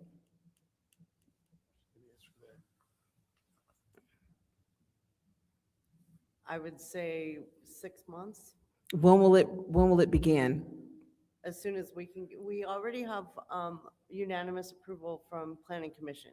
Okay. So our next step was to get the alley vacated, and then once that happens, hopefully this evening, we move forward with engineering approval and getting all of our permits. Have you did these site plans for some of the other ones outside of the city of Flint? Yes, ma'am. Were they easier? You can be honest. Oh, every town is different. I just go by the ordinances. I mean, I Yeah. think things are a little bit more complex I've here. done 3 here in Flint. Mhm. I also did the one on Flushing Road, one on Genesee, where it was an upgrade to an Okay. existing, liquor, party store, convenience. Did you do the store. one that was Flint Township? Excuse me, yes, Flushing is Okay, Flint yeah, Township. where it used to be a 7-Eleven, but it's right at, I didn't know that they changed Sunridge or Meadowbrook or Grove Apartments. And so and I didn't think they had enough. I was surprised to see it be put there in that parking lot, that you made that space work. We made it work. But they won't have parking. You have to park at the pump to go in the store there. Well, there's some parking up front. along the Okay, building. okay, But in general, when we do, for this particular client, when we do a full site plan, which is all new construction, it's a Marathon gas station. yeah, and it's gonna be, that one's gonna be a Marathon. And then there's I think a Sunoco right across. What's the drive to adding all these fuel stations when electric cars, people are trying to go green? Do you know, or? is just about putting their product there and, making it. Yeah, you got kind of like dual competition, like 300 feet away. How many Shells and Chevrons are diagonal from each other, You're correct. Actually, in BPs, they hit the different corners. And so it's just driving competition, healthy competition. And I hope it drives down the gas prices. But it's really gonna make it a lot prettier. Well, it's improving the lot, and I wish you the very best with that. I've seen your work too. And Thank you. Else in the first round of discussion? Anyone in the second round of discussion? Seeing as how there's no one else who would like to speak, this is the roll call vote for Resolution 26007.8.1, which is the alley vacation 3009 North Saginaw Street between Leaf and McClellan. Roll call, Madam Clerk. Ms. Winfrey Carter? Yes. Ms. Burns? yes. Ms. Mashat? Yes. Mr. Pfeiffer? Yes. Mr. Jarrett? Yes. Mr. Alleman is absent. Dr. Lewis? Yes. Ms. Johnson? Yes. Ms. Priestley? Yes. The vote is 8 yes, 0 no. The vote is 8 yes, 0 no. Resolution 26007.8.1 has been approved. Moving on to introduction and first reading of ordinances 260128, which is the Code Amendment Ordinance, Chapter 19, Fire Protection. What is the pleasure of the body? Madam Chair, Councilwoman in the fourth ward. move to approve. There is a motion to approve. Is there support? Moved and properly supported by the chair. Is there discussion? Madam Chair. Councilman in the eighth ward. Yeah, so it is my opinion that we should be overturning this ordinance and taking it back to pre-emergency manager. Like, we should not be taking a ordinance and making it worse than the emergency manager, or extending an emergency manager ordinance. So it is my opinion that we should be adopting the 2024 Fire Protection Code and not adopting language that hasn't even been written yet. So to me, this should not be adopted, and I hope my colleagues agree with me that we should not be adopting language that has never been approved or never been written yet. And unfortunately, that's what this ordinance does. So I'm willing to adopt 2024 language, but I will be voting no on this current language. Thank you. Thank you. Is there anyone else in the first round of discussion? Anyone in the second round? Matt, can I get the first? I pulled it up. You have the floor in the second round. Go ahead. Yeah, she's taking our time up here. I do want to say this, and it'll be really quick. I will not be supporting this because I feel that we should not be approving things into the future that we have not seen yet. And I'm big for this is not just fire safety. It takes away the transparency. We don't get things now. And some of the questions were not answered. That turned into a very difficult conversation the last time, and very disappointed because there were some very poignant questions that needed to be asked.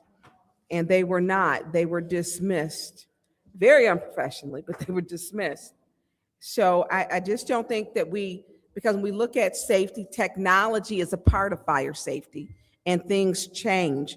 And they need to make a stop by whether we're in this seat or not, or we went on to do something else. We still have a responsibility to make sure we do good things for the future, because we know that some deals have been made that we did not agree with, and we did not look to the future. And one example would be the price that people are talking about, can we get rid of the contract with GLEWA?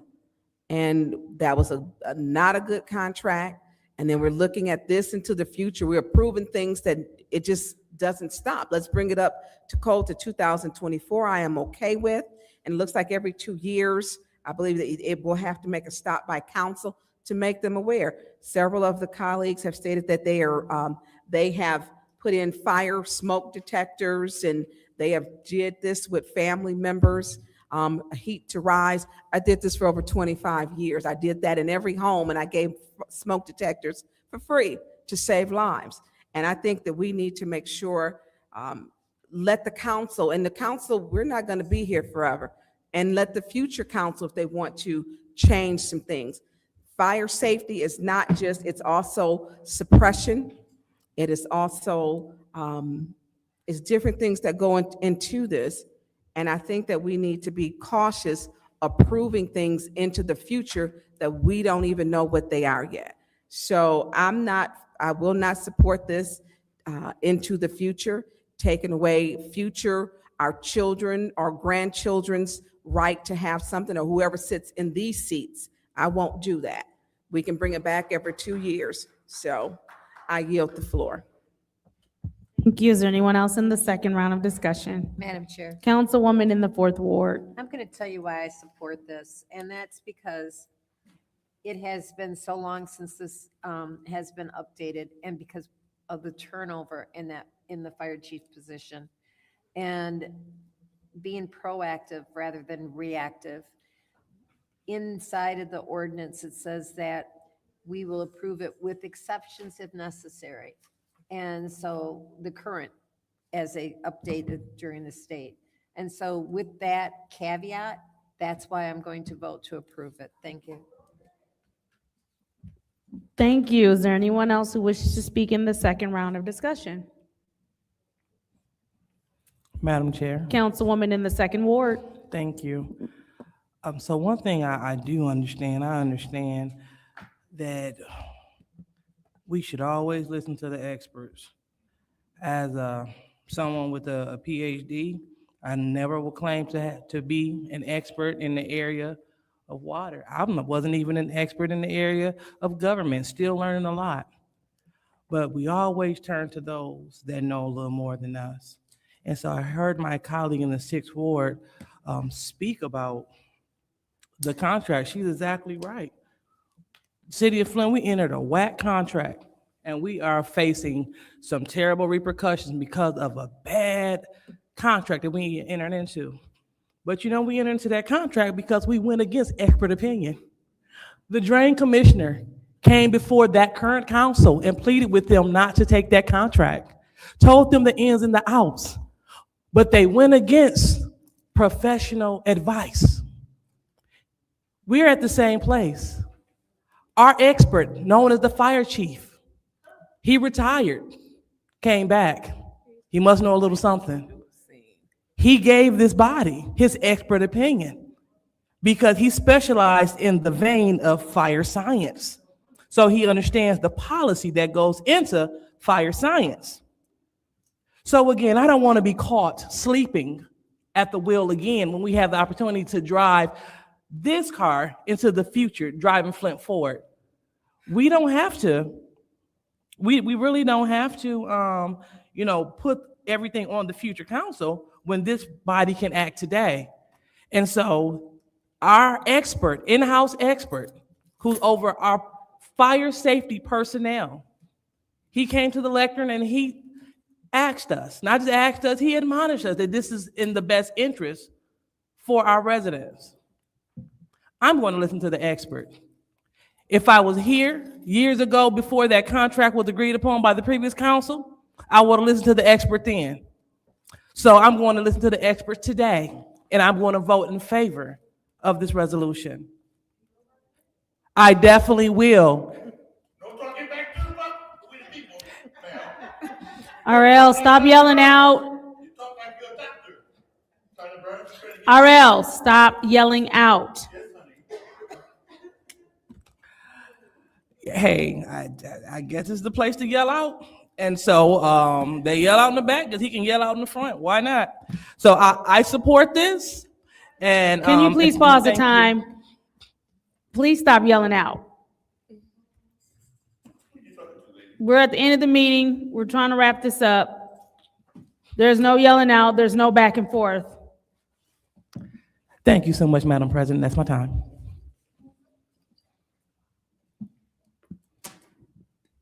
Is there anyone else in the second round of discussion? Councilman Pfeiffer. Yeah. Nobody is saying don't listen to the experts.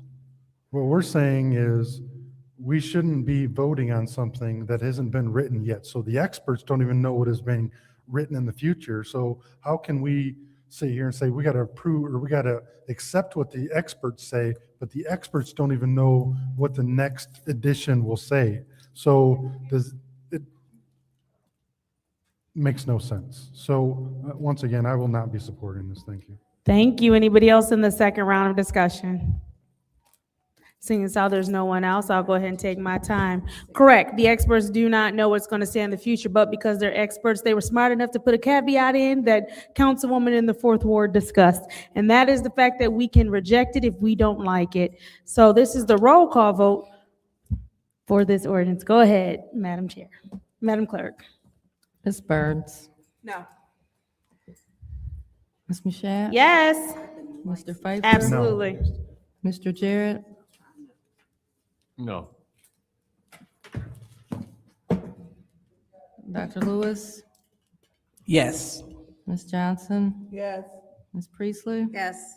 Ms. Winfrey Carter? No. And vote is 4 yes, 4 no. Vote is 4 yes, 4 no. That fails. Motion to adjourn. There's a motion to adjourn. Is there support? I'll support it. Roll call, Madam Clerk. Oh, thank you. Ms. Mashat? Yes.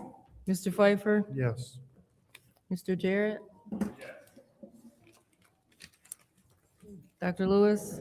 Yes. Ms. Johnson? Ms. Priestley? Yes. Ms. Winfrey Carter? Yes. Ms. Burns? Yes. The vote is 8 yes, 0 no. The vote is 8 yes, 0 no. The time is 8:55 p.m. on Monday, Monday, April 27th. I hereby adjourn this Flint City Council meeting. Okay. When the mayor asked, don't you see the speech they got to deal with?